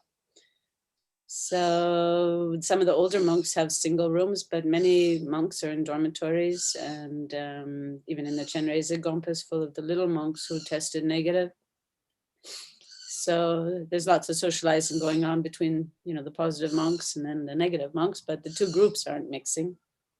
I think they've done quite a good job of separating them, feeding them in different places. Like that. Yeah. Okay. Be well, be happy, be safe. Thank you. You too. Okay. Your screen is locked. My screen is locked. Okay. Thank you. Okay. Bye-bye. See you next week, maybe. So let's begin this next session. My name is Joan. I'm based at Kopan, and so we're just talking about with Venerable Tekchuk. There's been an outbreak here this past week. We went from having no cases to having an awful lot of cases, over 170. So fortunately, most of them are well. Some of them have mild symptoms, and then a few just the last day or so have shown more extreme symptoms. But generally, the community's been very quick to react and to separate the sick from the not sick, and to keep away the people who tested negative from the people who tested positive. But it is our first kind of experience with facing the pandemic face to face, rather than just hearing about it happening outside the walls of Kopan. Now it's inside the walls of Kopan, and unfortunately also inside the walls of Kopan Nunnery. So also nuns there have tested positive, and they're doing the same thing, trying to isolate them and keep them separate from the rest of the community. So I think everybody who's listening to me will have had some firsthand experience with this pandemic. So we can start by using that to generate compassion. First of all, for ourselves and any suffering and experience and challenges we've been experiencing. It's been a long time now, 13 months of quite a drastic change in our lifestyles, quite a drastic impact on our families, our friends, our societies, our countries, our whole world.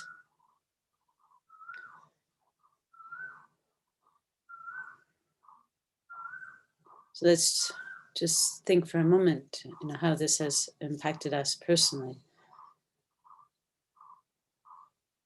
And we do that not to feel self-pity for ourselves, but to feel genuine compassion, wishing ourselves to be free from this suffering. and from all sufferings, whether mental or physical, whether big or small.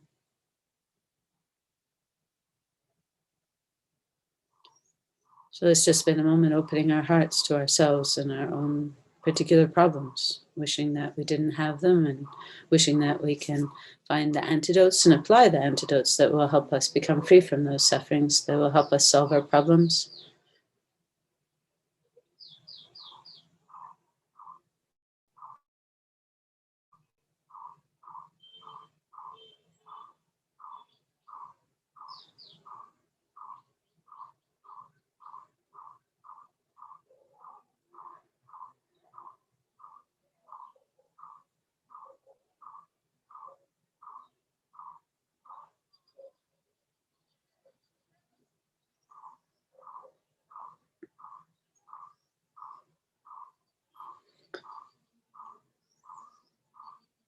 And then we include the people we're close to in our contemplation of the suffering caused by the pandemic. You can think of your immediate family, extended family, friends, people you know. Just run through a few of these people who have experienced or are experiencing suffering due to the pandemic. Of course, there's many different ways in which people can be challenged. For some, it's the restrictions of not being able to visit others, see family and friends, do the things that we normally like to do with the freedom that we've grown very used to, and that was suddenly taken away from us in many cases. And some cases, of course, the freedom is starting to return. Life is starting to go back to some kind of semblance of normality, but at the same time, in many places in this world, things are actually getting worse again, and restrictions are being imposed, and it seems like we're right back to where we started a year ago, or in some cases even worse because there's more sickness. So we think about how that's impacted our families, their mental health, their happiness, their well-being. And as we do that, we open our hearts to them, wishing them to be free from all this suffering, wishing that it come to an end, and it come to an end quickly, immediately.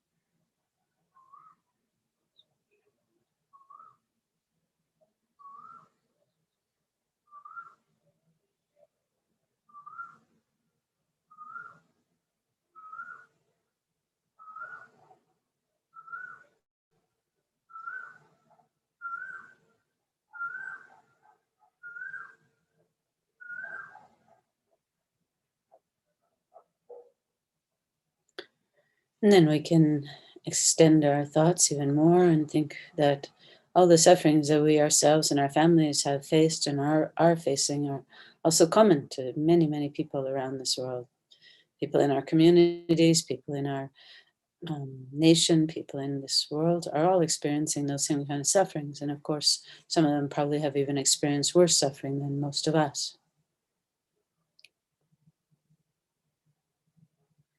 So, of course, these days we're seeing many images on TV and in the news of what's happening in India. It's hard to believe.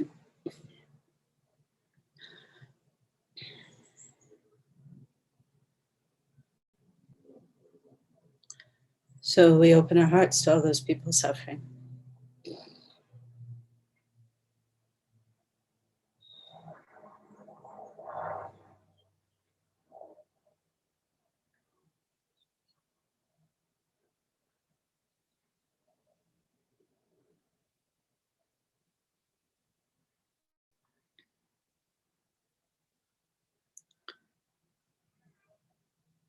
So we generate deep, deep, deep compassion,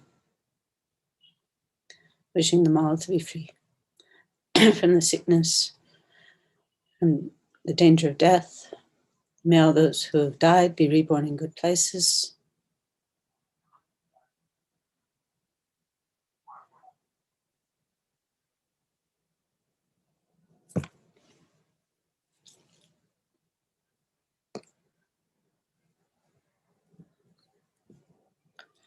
So then we put our trust in the Guru, the Buddha, the Dharma, and Sangha, seeking refuge, seeking guidance, seeking protection.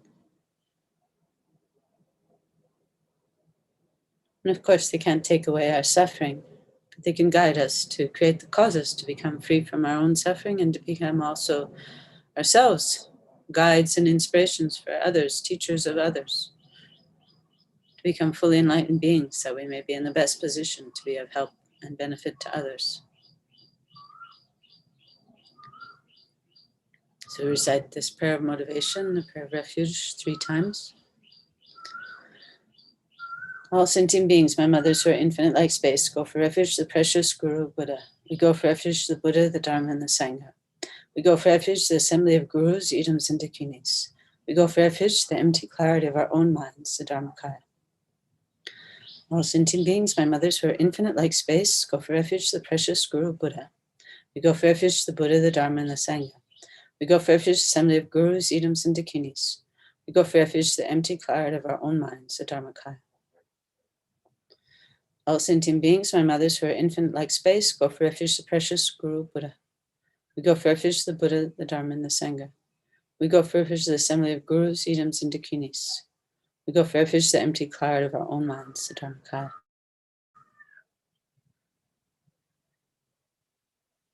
Then we visualize the Buddha of compassion, Chenrezig, either in the 4-arm aspect or 1,000-arm aspect.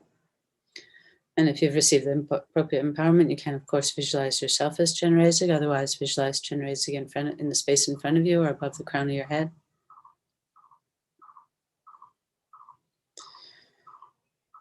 And then visualize all these suffering sentient beings seated in front of you, facing towards you. You can also visualize all the different images that you've seen of people in hospitals, people on oxygen, on ventilators.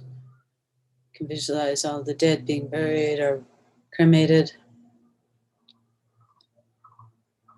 But of course, also think of the people you know. And we can imagine that from Chenrezig's heart, rays of light go out, and on the end of every ray of light, there's another Chenrezig, and a Chenrezig comes to the crown of every single sentient being's head. So think that all those people in front of you, whether they're sitting or lying in a bed, whether their bodies are being buried or burned, a Chenrezig is above each of the crown of their head.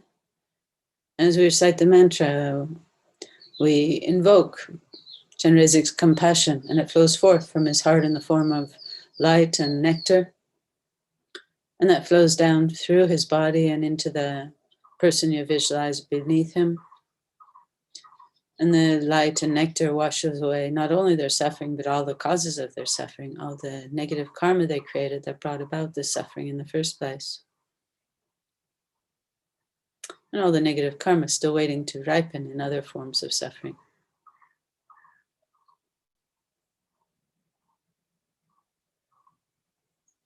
So we recite the mantra for a few minutes. You can recite it silently to yourself or chant it or whatever moves your mind. It's important to come from a place of compassion, and the mantra is the mantra of compassion, of the Buddha of compassion.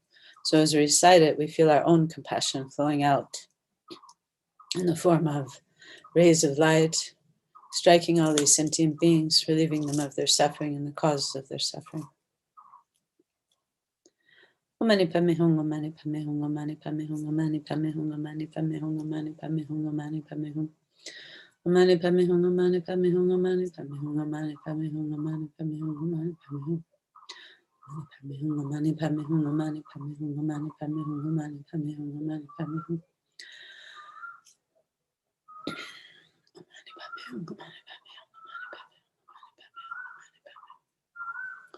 Mani padme hum, mani padme hum, mani padme hum, mani padme hum, mani padme hum. Mani padme hum, mani padme hum, mani padme hum, mani padme hum, mani padme hum, mani padme hum. Mani padme hum, mani padme hum, mani padme hum, mani padme hum.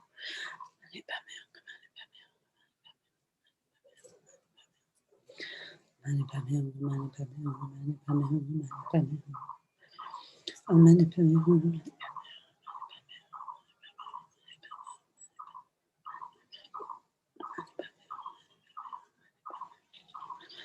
Om Mani Padme Hum, Om Mani Padme Hum, Om Mani Padme Hum, Om Mani Padme Hum, Om Mani Padme Hum, Om Mani Padme Hum, Om Mani Padme Hum. Mani Padme Hum, Mani Padme Hum, Mani Padme Hum, Mani Padme Hum, Mani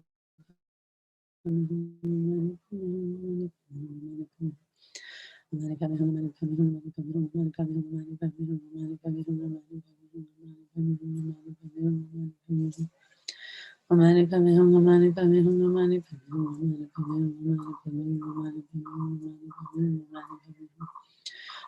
Padme Hum, Mani Padme Hum, Mani Padme Hum, Mani Padme Hum. Mani Padme Hum, Mani Padme Hum, Mani Padme Hum, Mani Padme Hum, Mani Padme Hum, Mani Padme Hum, Mani Padme Hum, Mani Padme Hum, Mani Padme Hum. Mani Padme Hum, Mani Padme Hum, Mani Padme Hum, Mani Padme Hum, Mani Padme Hum, Mani Padme Hum, Mani Padme Hum, Mani Padme Hum. Mani Padme Hum, Mani Padme Hum, Mani Padme Hum, Mani Padme Hum, Mani Padme Hum, Mani Padme Hum, Mani Padme Hum, Mani Padme Hum. Mani Padme Hum, Mani Padme Hum, Mani Padme Hum, Mani Padme Hum, Mani Padme Hum, Mani Padme Hum, Mani Padme Hum, Mani Padme Hum, Mani Padme Hum. Mani Padme Hum, Mani Padme Hum, Mani Padme Hum, Mani Padme Hum, Mani Padme Hum, Mani Padme Hum, Mani Padme Hum, Mani Padme Hum, Mani Padme Hum, Mani Padme Hum, Mani Padme Hum, Mani Padme Hum, Mani Padme Hum, Mani Padme Hum, Mani Padme Hum, Mani Padme Hum. Mani Padme Hum, Mani Padme Hum, Mani Padme Hum, Mani Padme Hum, Mani Padme Hum, Mani Padme Hum, Mani Padme Hum, Mani Padme Hum.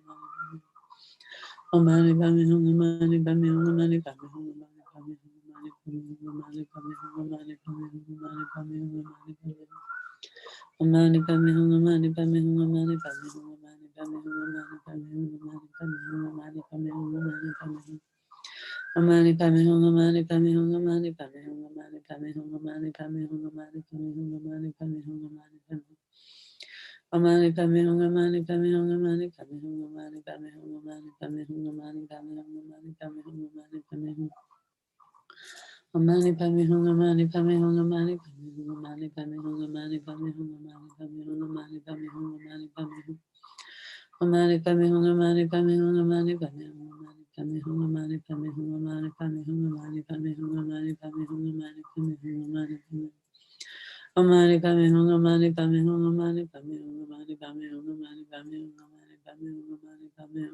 Padme Hum, Mani Padme Hum.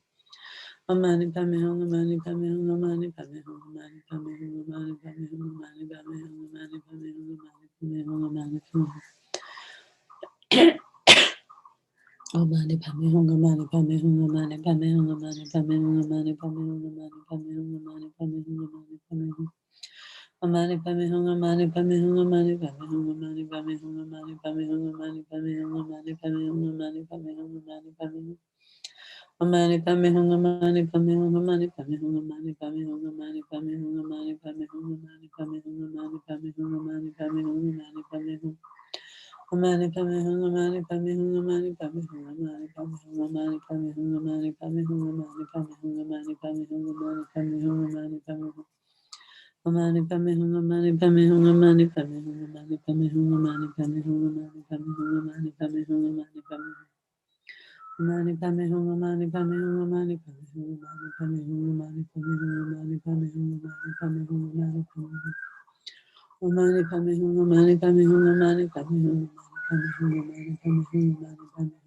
Padme Hum, Mani Padme Hum.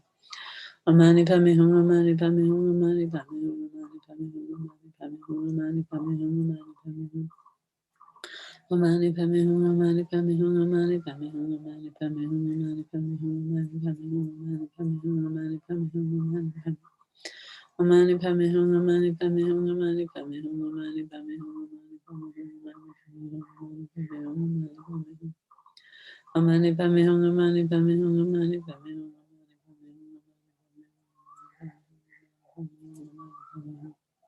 Hum. Mani Padme Hum.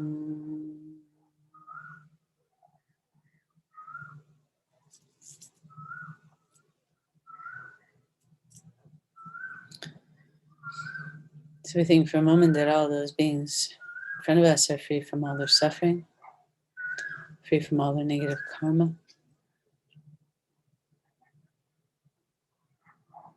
They appear very happy, relieved.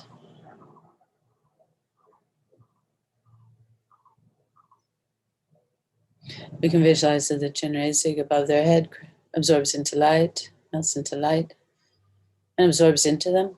The light absorbs into them, filling their whole body, filling their mind with happiness.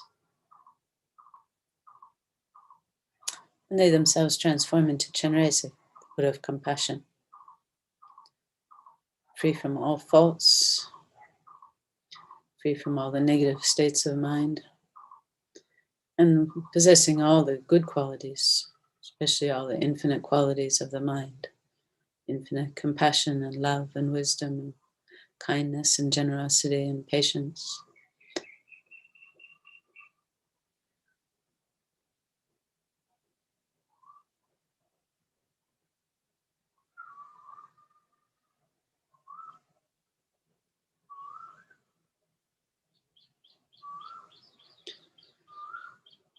And then we come back to reality, thinking that, wow, that would be wonderful. There's still many suffering sentient beings, numberless, as Lama Zopa Rinpoche likes to remind us, numberless sentient beings in numberless universes in each of the 6 realms. So then we come back also to our own human reality of COVID-19 and the widespread suffering it's causing. And then we recite the actual prayer composed by Thangtong Gyalpo in order to liberate Sakya in Tibet from an epidemic that was happening some centuries ago. We recite these words coming from a place of compassion with deep, deep, heartfelt wish that all sentient beings be free from this disease and all diseases and all forms of suffering. So recite the prayer 3 times.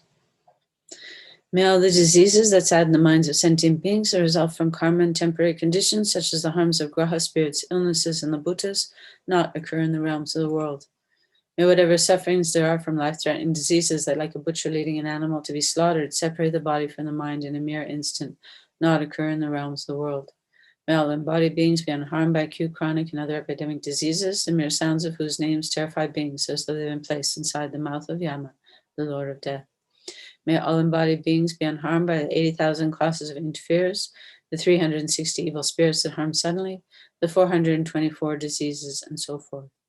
May whatever sufferings there are due to disturbances of the 4 elements, depriving the body and mind of every happiness, be totally pacified. May the body and mind have radiance and power and be endowed with long life, good health, and well-being. By the question of gurus and the 3 jewels, by the power of dakinis, dharma protectors, and guardians, and by the power of truth of the infallibility of karma and its results, may all these dedications and prayers be fulfilled.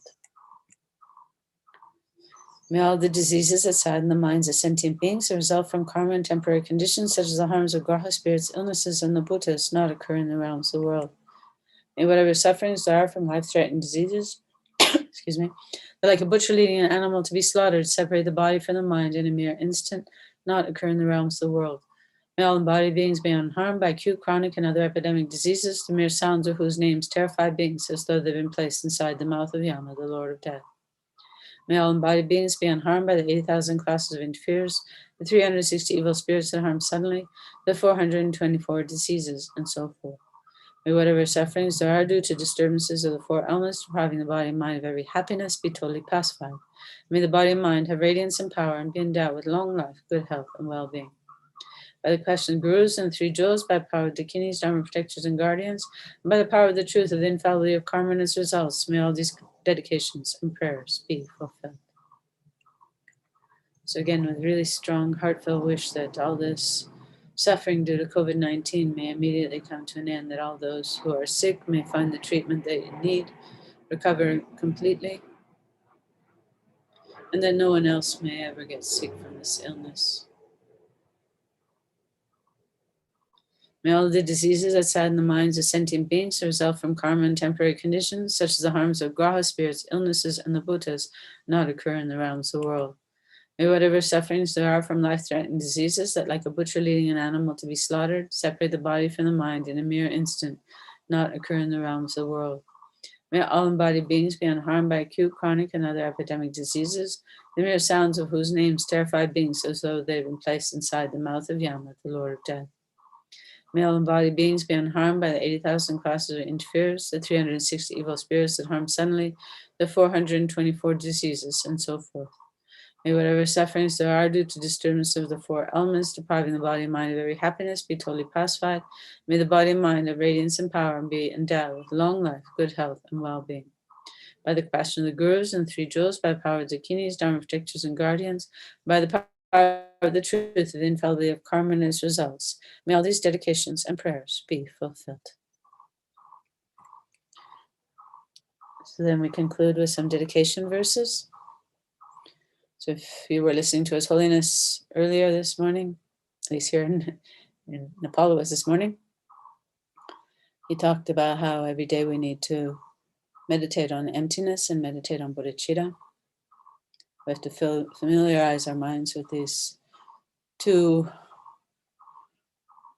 very different ways of looking at the world than we normally have. Bodhicitta is the best antidote to our self-cherishing, and the realization of emptiness, of course, is the antidote to our self-grasping. So not only do we need to realize these two amazing states of mind, but also every sentient being needs to realize them in order to achieve their fullest potential of highest enlightenment. So we dedicate not only the merit we've created by doing this short session, but all the merit we've ever created, the merit we've created in every single past life and also in the past of this life. We dedicate all the merit we're creating now, and also all the merit we'll go on to create in the future as we follow the path to enlightenment, and even as a Buddha. And then we combine this, our merit, past, present, future, with the past, present, future merit of all the Buddhas and all sentient beings, including all the merits of all the Bodhisattvas, past, present, and future. So we're taking this huge, enormous store of positive energy, and we're dedicating it, that all sentient beings may realize bodhicitta, and that all sentient beings may develop the wisdom realizing emptiness, and thus achieve their fullest potential of a fully enlightened Buddha. So we recite these verses. May the precious supreme bodhicitta not yet born arise. May that arisen not decline, but increase more and more. Samsara and nirvana lack even an atom of inherent existence, and cause and effect and dependent arising are unbetraying. I seek your blessings to discern the meaning of Nagarjuna's thought, that these two are mutually complementary and not contradictory. So Lama Zopa Rinpoche has been reminding us that when we make these prayers, that we're praying for every single sentient being in every single realm of existence. As Rinpoche often says, not one ant is left out, not one mosquito is left out. And then we recite the verse from Bodhisattva Charivatara, this first verse here for the sick.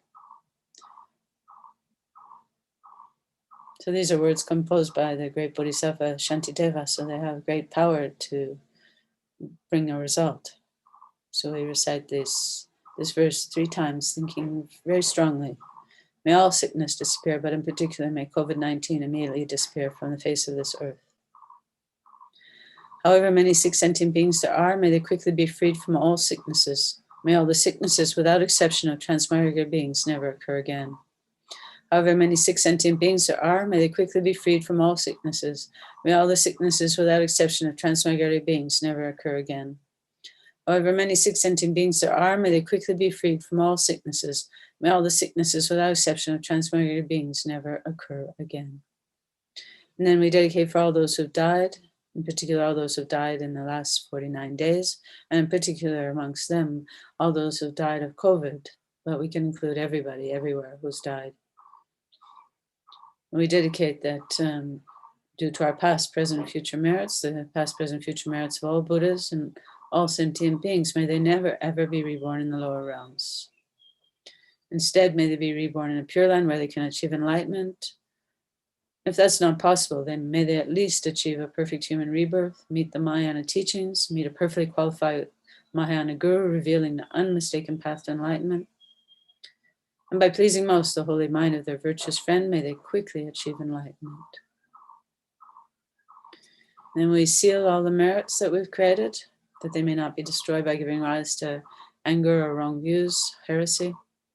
Due to all the past, present, future merits collected by me, the numberless Buddhas and numberless sentient beings, which are completely empty of existing from their own side, may I, who am completely empty of existing from my own side, achieve the state of full enlightenment, which is completely empty of existing from its own side, and lead all sentient beings who are completely empty of existing from their own side to that state which is completely empty of existing from its own side, by myself alone, who am completely empty of existing from my own side. And then we dedicate for the long life of His Holiness Dalai Lama Zopa Rinpoche, and for all our precious holy gurus who guide us on the path to enlightenment. May they all have long lives, may they be well, healthy, may they be free from any obstacles to their good health, and may they in particular be free to any obstacles to turning the wheel of Dharma, to giving us precious holy Dharma teachings that we need in order to learn how to develop and change our own mind into that mind, the mind of bodhicitta and wisdom realizing emptiness. So for His Holiness, the wish granting, wish fulfilling jewel, source of every single benefit and happiness in this world, the incomparably kind, Supreme Tenzin Gyatso, may have a long life and all your holy wishes be spontaneously fulfilled. And for Lama Zopa Rinpoche, you who uphold the subduer's moral way, who serve as a bountiful bearer of all, sustaining, preserving, and spreading Manjanath's victorious doctrine, masterfully accomplished magnificent prayers, honoring the three sublime ones, Savior of myself and others, your disciple, please, please live long. So just before this session, I went up to get my lunch and I saw Lama Zopa Rinpoche sitting alone in the courtyard of the Kopan, just in front of the Gompa, doing our incense puja all by himself, because of course we can't gather together these days. So Lama Rinpoche, as usual, is accomplishing magnificent prayers, and will continue to do so, I'm sure. Okay, thank you everybody who joined me. Hello to Venerable Chen. Can't hear you. You have to unmute. Yes, yes. And hello to you there too. How are things at Kopan at the moment? I guess you're all doing strict lockdown. Well, I mean, we're not all strictly locked in our rooms because not everybody has a single room at Kopan. So there's different buildings that have been allocated for the monks who tested positive and the monks who tested negative. And those two groups don't mix, but of course in each group there is lots of mixing because people are sharing rooms and dormitories. But Kopan's doing their real best to keep the two groups separated and to bring food to them or distribute food in different places. Hard to get any news. We don't see anybody. I go up and get my lunch and come back to my room, so I don't get much news. But I know yesterday there were 2 monks in hospital with some breathing difficulties. Oh my And gosh, they're the only ones I've heard that have any kind of serious illness. The rest, I think, are doing okay. So do you have oxygen there? Is there what? Oxygen.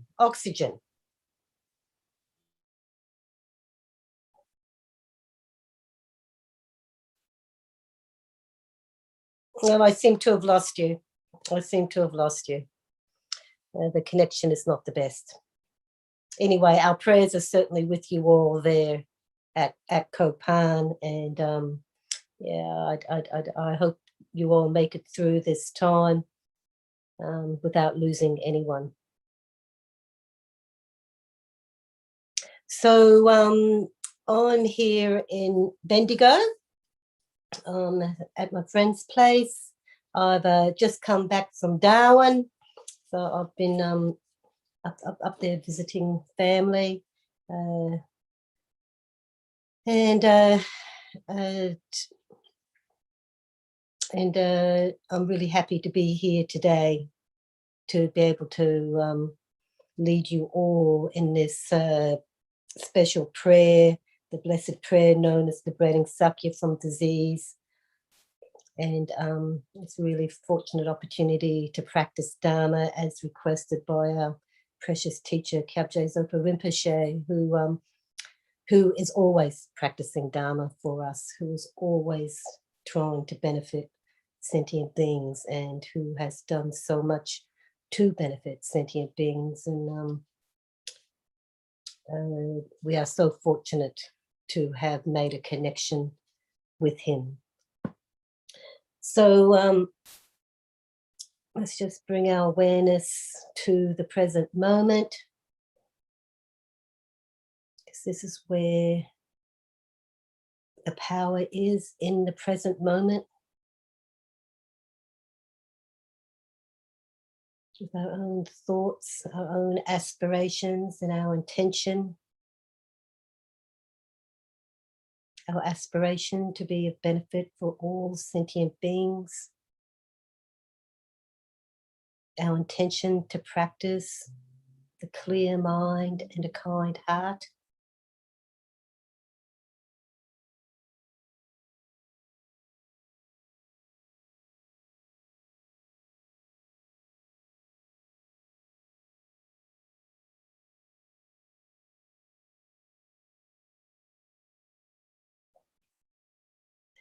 All sentient beings, my mother, who are infinite like space, go for refuge to the precious Guru Buddha. So let's just visualize all sentient beings in all realms.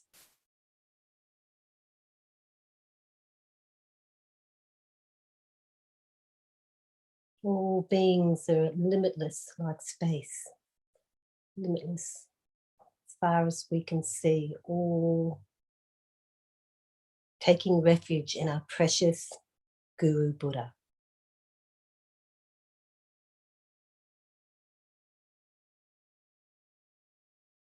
I always visualize in my mind that all the sentient beings that I visualize in all the hell realms, the animal realms, predator realms, the pure realms. Excuse me. That they are actually getting a break from their suffering because they are engaging in virtuous activity of taking refuge in our Guru Buddha, Guru Shakyamuni, and in all the lineage gurus since then that come down to the present time. We take refuge.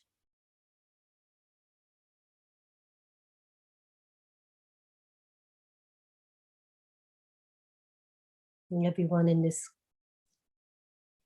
human realm on earth, all taking refuge.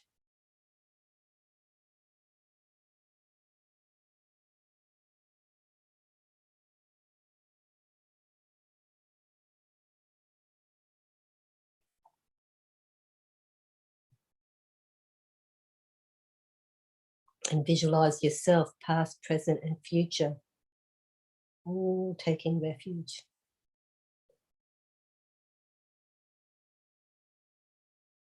In the Guru Buddha.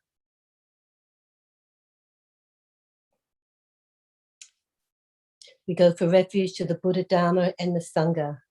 We go for refuge to the assembly of gurus, yidams, and Dharma protectors.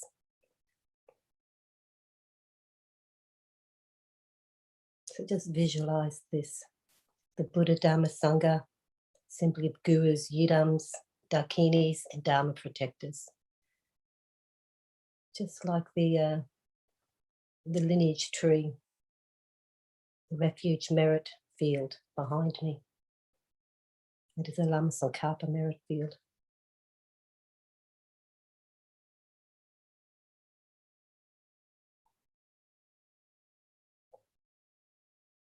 So this is the refuge merit field is above us.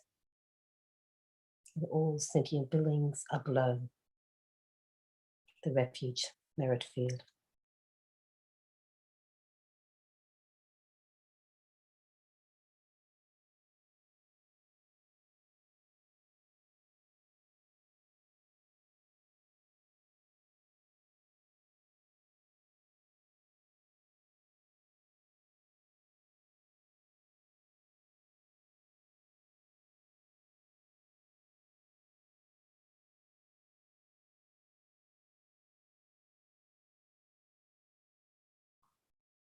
It is at this part of our practice that we begin to exchange ourselves for others.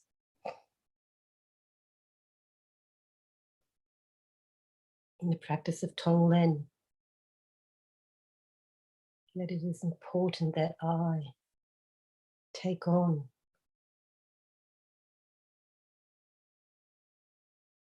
the cause for enlightenment for all beings in all realms.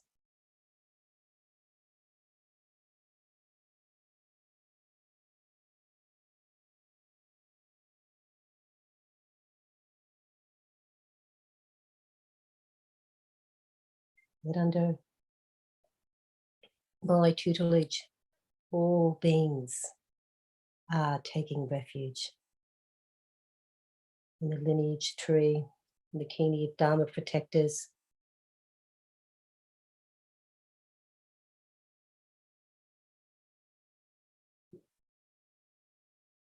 When we do this, we are also taking refuge in the whole path, causal and resultant aspects of the path. Four Noble Truths, Two Noble Truths.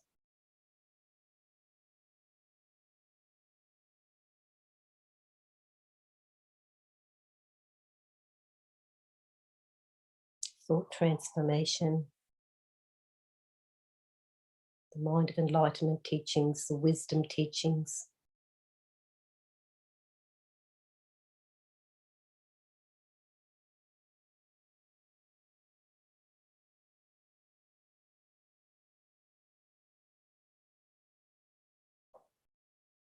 And the preciousness of our human life with all its downwards and leisures.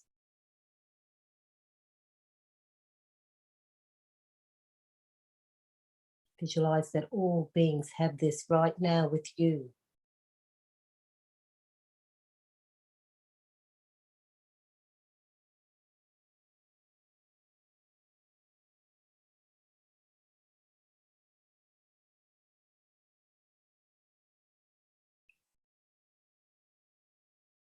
And we take refuge in the empty clarity of our minds, the Dhammakaya. And this is where the wisdom, understanding emptiness, and the mind of enlightenment join and become the Dhammakaya mind, where our wisdom is manifested, where the mind of enlightenment, a great bodhicitta,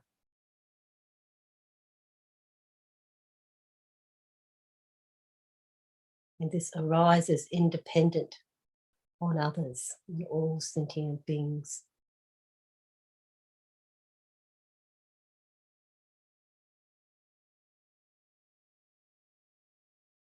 Through our practices,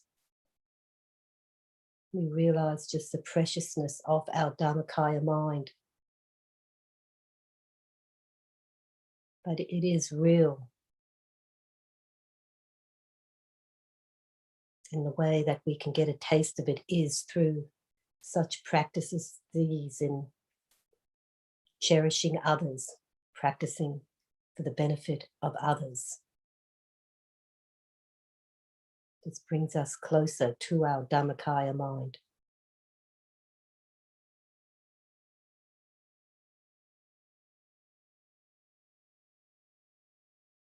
And when when Lama Zopa, Kyabje Zopa Rinpoche, doing, he always, I'm sure, operates from the Dhammakaya mind, always.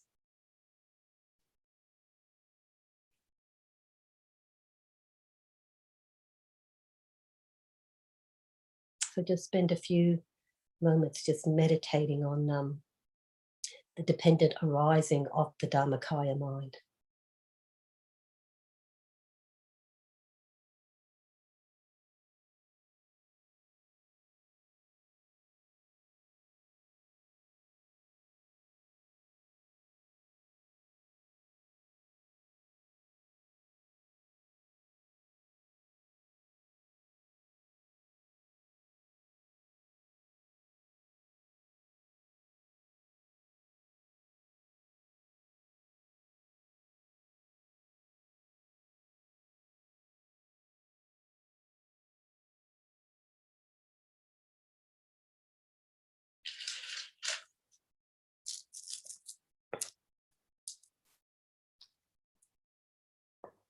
And we'll move into Om Mani Padme Hum while we hold this mind, the Dhammakaya mind. And as we chant Om Mani Padme Hum, we, in our mind's eye, visualize and sense that all beings are chanting this holy mantra, Om Mani Padme Hum.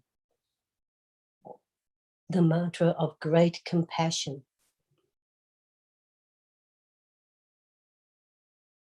the mantra of great kindness and wisdom. Om Mani Padme Hum, Om Mani Padme Hum, Om Mani Padme Hum, Om Mani Padme Hum, Om Mani Padme Hum. Om Mani Padme Hum, Om Mani Padme Hum, Om Mani Padme Hum. Om Mani Padme Hum, Om Mani Padme Hum, Om Mani Padme Hum.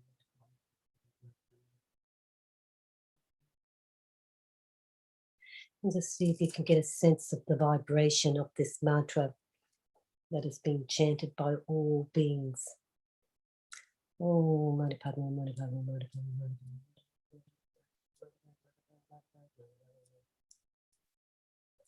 Mani Padme Hum, Mani Padme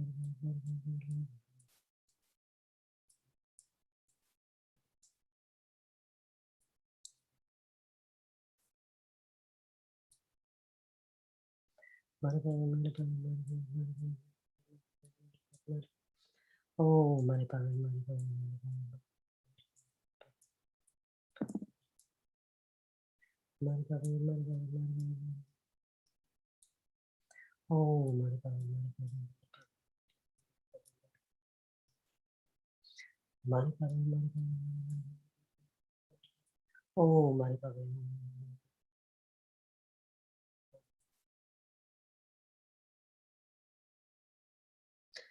Mani Padme, Mani Padme, Mani Padme.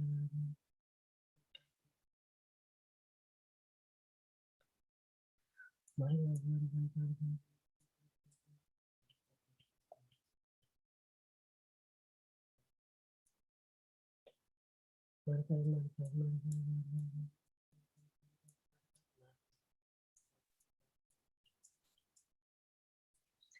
Mani Padme, Mani Padme, Mani Padme.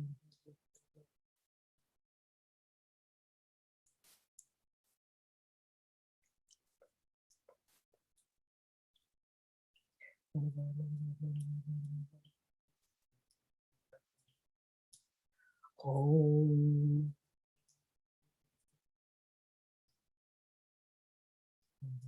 Om.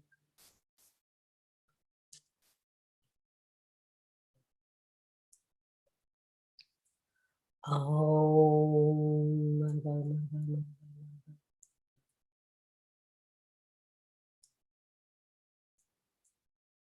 Om.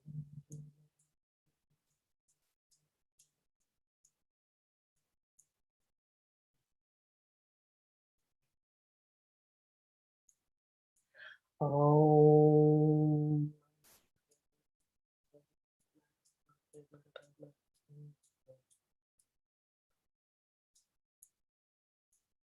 Om.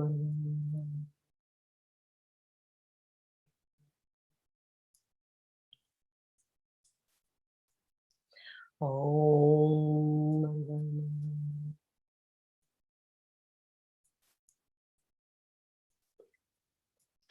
Om. Padme Hum.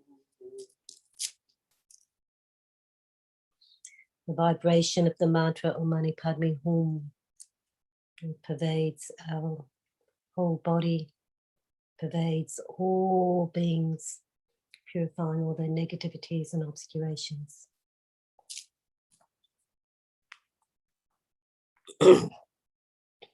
Now we'll do the actual prayer. May all the diseases that sadden the minds of sentient beings that result from karma and temporary conditions, such as the harm of the graha spirits, illnesses, and the bhutas, not occur in the realms of the world. May whatever sufferings there are from life-threatening diseases that, like a butcher leading an animal to be slaughtered, separate the body from the mind in a mere instant, not occur in the realms of the world. May all embodied beings be unharmed by acute, chronic, and other epidemic diseases, the mere sounds of whose names terrify beings, as though they had been placed inside the mouth of Yama, the Lord of Death. May all embodied beings be unharmed by the 80,000 classes of interferers, the 360 evil spirits that harm suddenly, and the 424 diseases, and so forth. May whatever sufferings there are due to the disturbances of the four elements, depriving the body and mind of every happiness, be actually pacified. And may the body and mind have radiance and power, and be endowed with long life, good health, and well-being.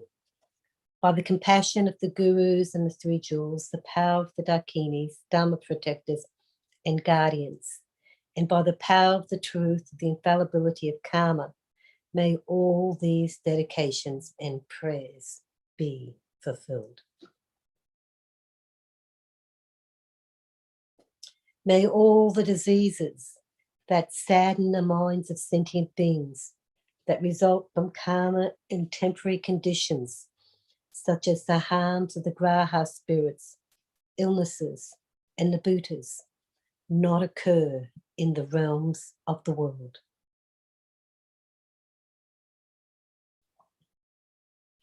May whatever sufferings there are from life-threatening diseases that, like a butcher, leading an animal to be slaughtered, separate the body from the mind in a mere instant, not occur in the realms of the world.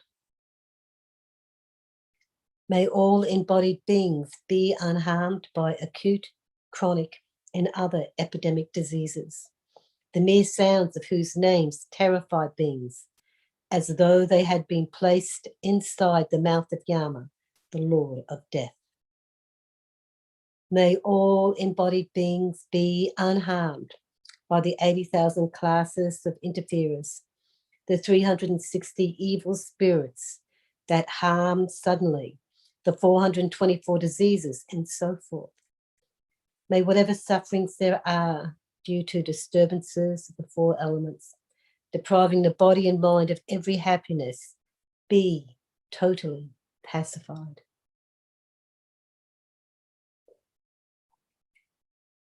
And may the body and mind have radiance and power, and be endowed with long life, good health, and well-being. By the compassion of the gurus, the three jewels, by the power of the dakinis, dharma protectors,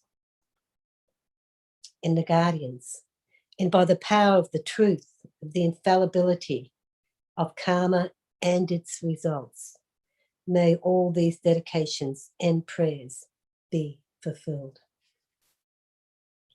So in this round, this round of the prayer, really try and practice Tonglen, taking on the suffering and giving out virtues, your own virtues and merits to others. This prayer is so suited for the practice of Tonglen. So in your mind's eye, as I go through it slowly and deliberately, just visualize yourself taking on the suffering and giving out enlightenment, well-being. May all the diseases that sadden the minds of sentient beings, that result from karma and temporary conditions, such as the harms of the graha spirits, illnesses, and the bhutas, not occur in the realms of the world.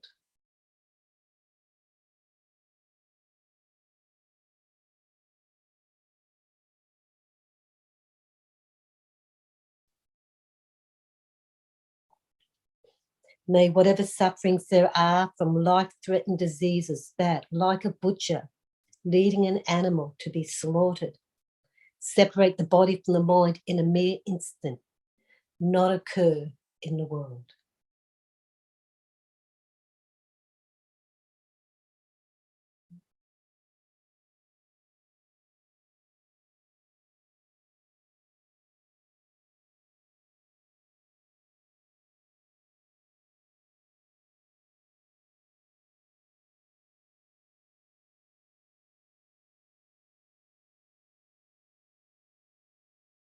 May all embodied beings be unharmed by acute, chronic, and other epidemic diseases, the mere sounds of whose names terrify beings as though they had been placed inside the mouth of Yama, the Lord of Death.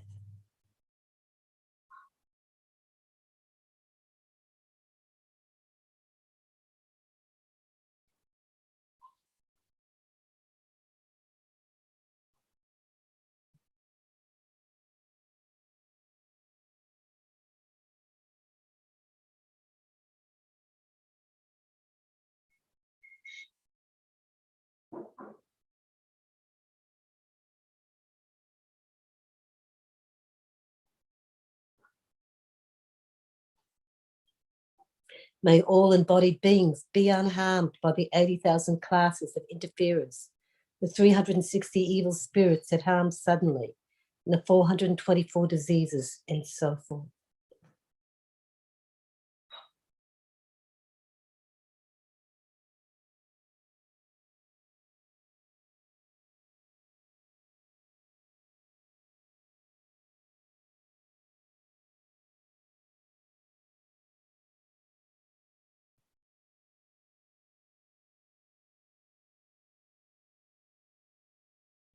Absorbing all the fear and giving out comfort.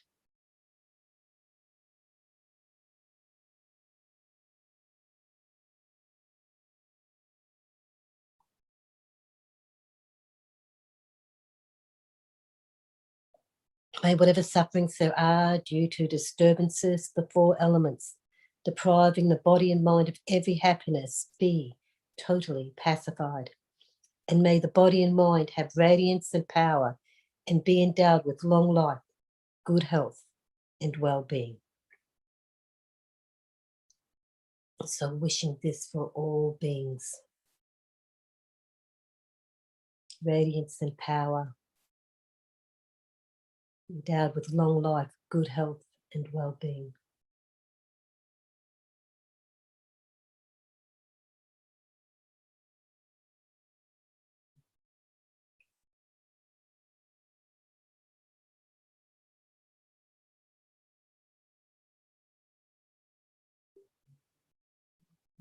By the compassion of the gurus and the three jewels, the power of the Dakinis, Dhamma protectors and guardians, and by the power of the truth of the infallibility of karma and its results, may all these dedications and prayers be instantly fulfilled.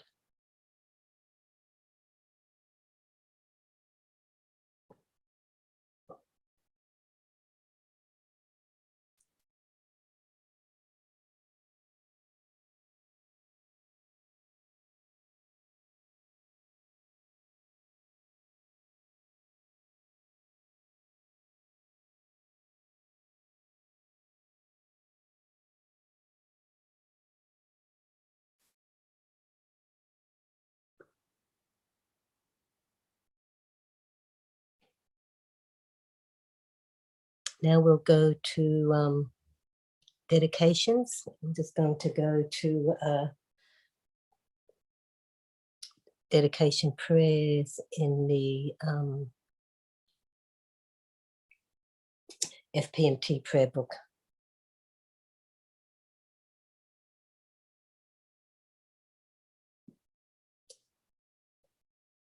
May the precious supreme bodhicitta, not yet born, arise and grow. May that which has born not diminish, but increase more and more. May the supreme jewel of the wisdom, understanding emptiness that has not arisen, arise and grow. May that which has arisen not diminish, but increase more and more. In the land encircled by the snowy mountains, you are the source of all happiness and good, all-powerful Chenrezig Gyalpo. Please remain until samsara ends. And please continue with your teachings that you bless us with. I'll just listen to His Holiness today teaching on the Heart Sutra. We are so blessed to have him still amongst us and still patiently teaching us. You who uphold us the purest moral way, who serve as the bountiful bearer of all, sustaining, preserving and spreading Manjanath's victorious doctrine, who masterfully accomplishes magnificent prayers honouring the three jewels, protector of myself and others, your disciples, please, please live long. Our precious teacher, Kyabje Zopa Rinpoche, who is always working tirelessly for our benefit, especially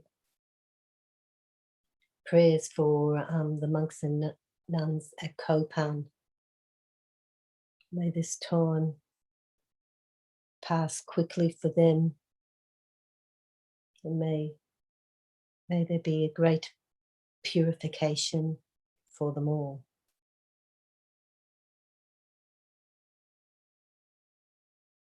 May they all come through to the other side of this time. We don't lose anybody. And if they do, may they go to Dewa Chen Pure Land and continue on with their teachings.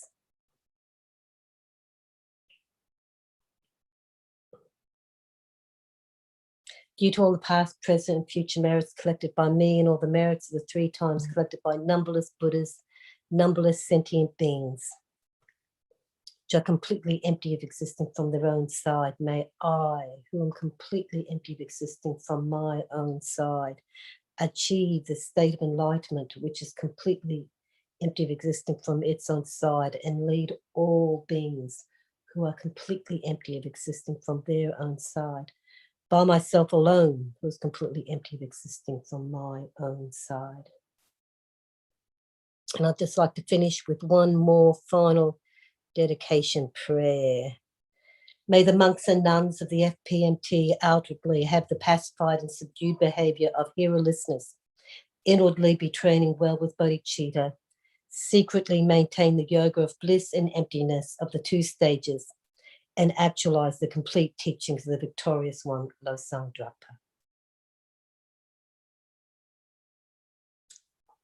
Okay, thank you for joining me today. Is there anybody else there who's going to take over now? Oh, here we go. It's me. Hello. Good morning. Hello. So Good where afternoon. are you? I'm Australia. Australia. Oh, that's far away. It's not morning where you are living. No, it's 5:30 at night in the afternoon. Okay. Yeah, here it's 9:30 in France from Nalanda Monastery. So Did we met? Are you German? yes. Yes. I think I gave you an amulet for your father. Yeah, I still have it. Oh, I'm so pleased to hear that. How did everything go with your father? Yeah, it's a bit a problem also with my mother. I was there for 1 month some weeks ago, and then it went better. Now it goes worse again. So I think I have to go soon again. Yeah. So the nature of they are old. But I'm so glad you've got that amulet. Very powerful amulet. That's excellent. Yeah, okay. Thank you. Thank you so much. Enjoy your session. Hope it's a good one for you. Thank you. Bye. Bye for now. So good morning again. It's Tenzin Tekshok from Nalanda Monastery, and we will do the prayers for pacifying the coronavirus. And currently we have a great increase of the numbers in India especially, and also what I heard that in Kopan there are many people are sick. So let's do these prayers also for them. But also there's the other side, there's also an increase of vaccination possible. And especially in the States, it's going better, it seems to be. Also here in France, the restriction will be soon loosened, although we have quite a lot of infections here. So we are happy that in Nalanda there's no case, and we are happy and healthy and try to help to pacify this. virus. So as usual, take a good body posture. So the main point is that your backbone is upright, and check your body if there are any tensions in and any places, and try to release them.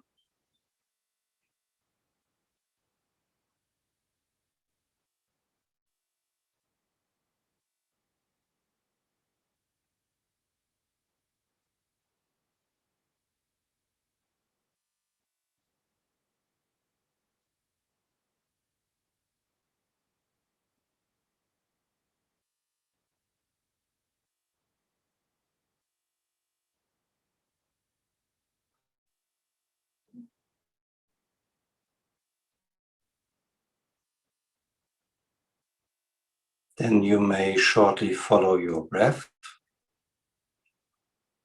For example, the sensations when you're breathing in at the nostrils and breathing out.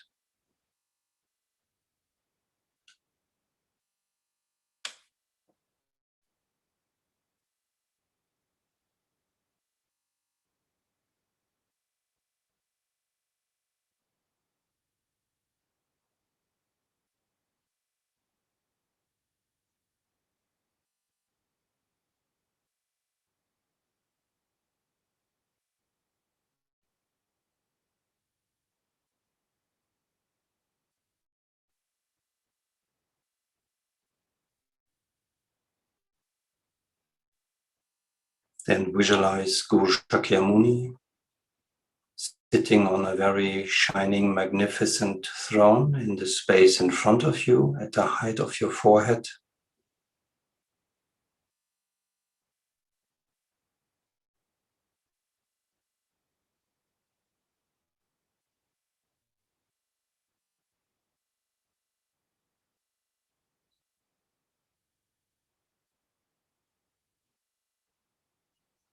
And all our teachers surrounding him, His Holiness Lama Zopa Rinpoche, Lama Tsongkhapa, and all the teachers you have a connection with.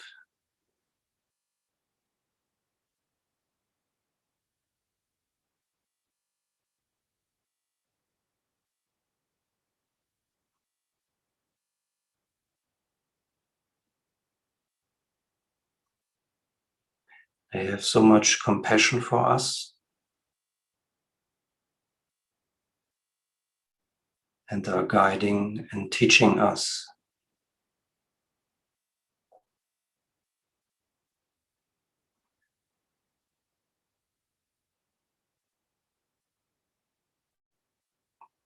And then let's try to make a decision to become like them with all their qualities.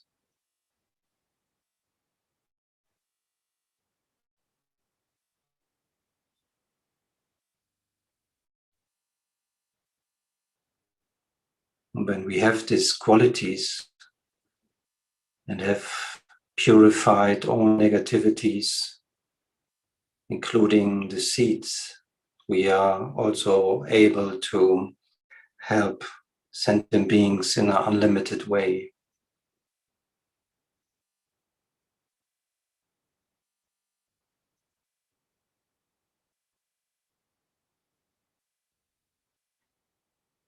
So in this way, we take refuge to them. And we can do this by reading and reciting the refuge formula from the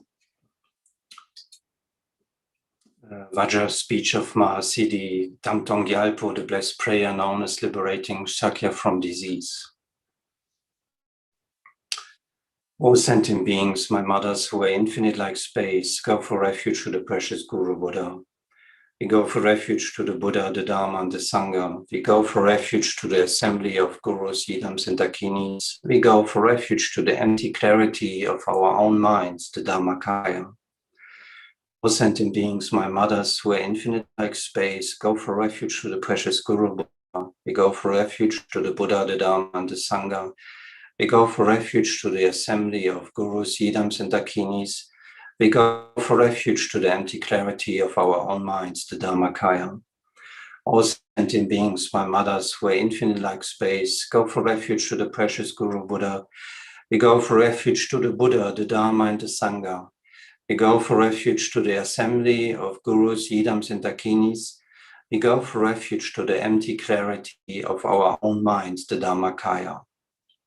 So at this point, we recite the compassion mantra, Om Mani Padme Hum. And again, you can visualize the letters of this mantra standing upright on a moon cushion at your heart. And while we are reciting, they are turning clockwise and emanating a very beautiful 5-colored light, which touches all sentient beings in all directions, in all realms. And this light then draws forth all the suffering of sentient beings, which then is absorbed into the syllables and transformed into light, happiness, bliss. And all these sentient beings are receiving this bliss and relief from their suffering. And we think especially of all those who are currently affected by the coronavirus, physical, mentally, and also socially economic. So let's recite this mantra for them. Take their suffering and send them lightness and happiness. Om Mani Padme Hum, Om Mani Padme Hum, Om Mani Padme Hum.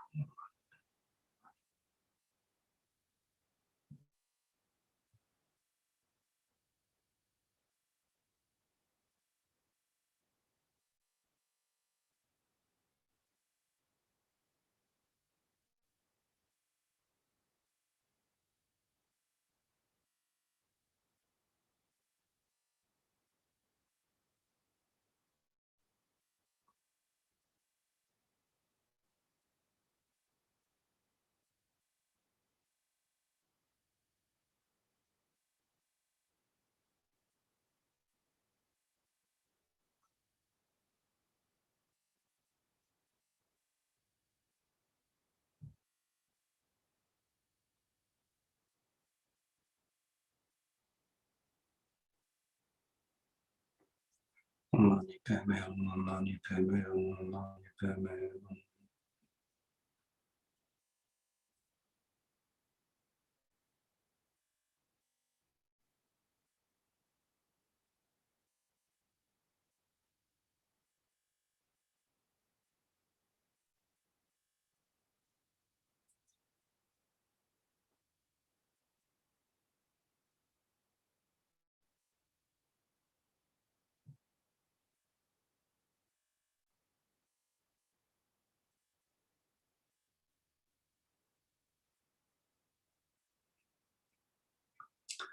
Om Mani Padme Hum, Om Mani Padme Hum.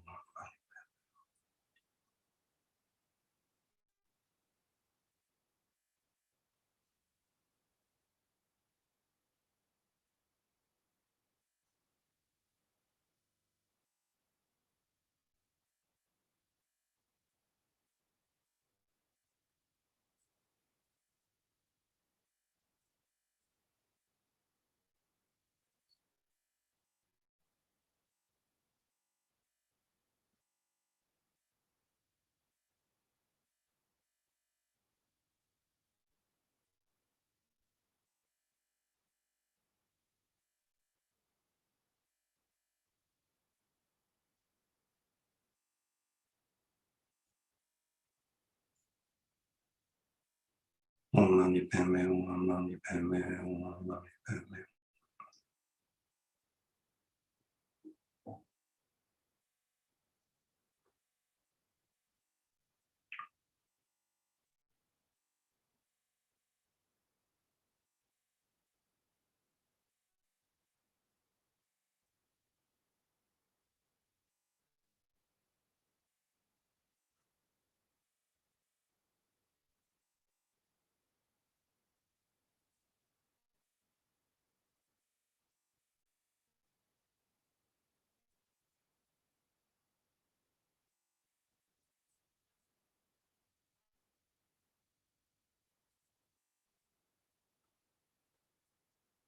Om Mani Padme Hum. Then I will recite the actual prayer several times.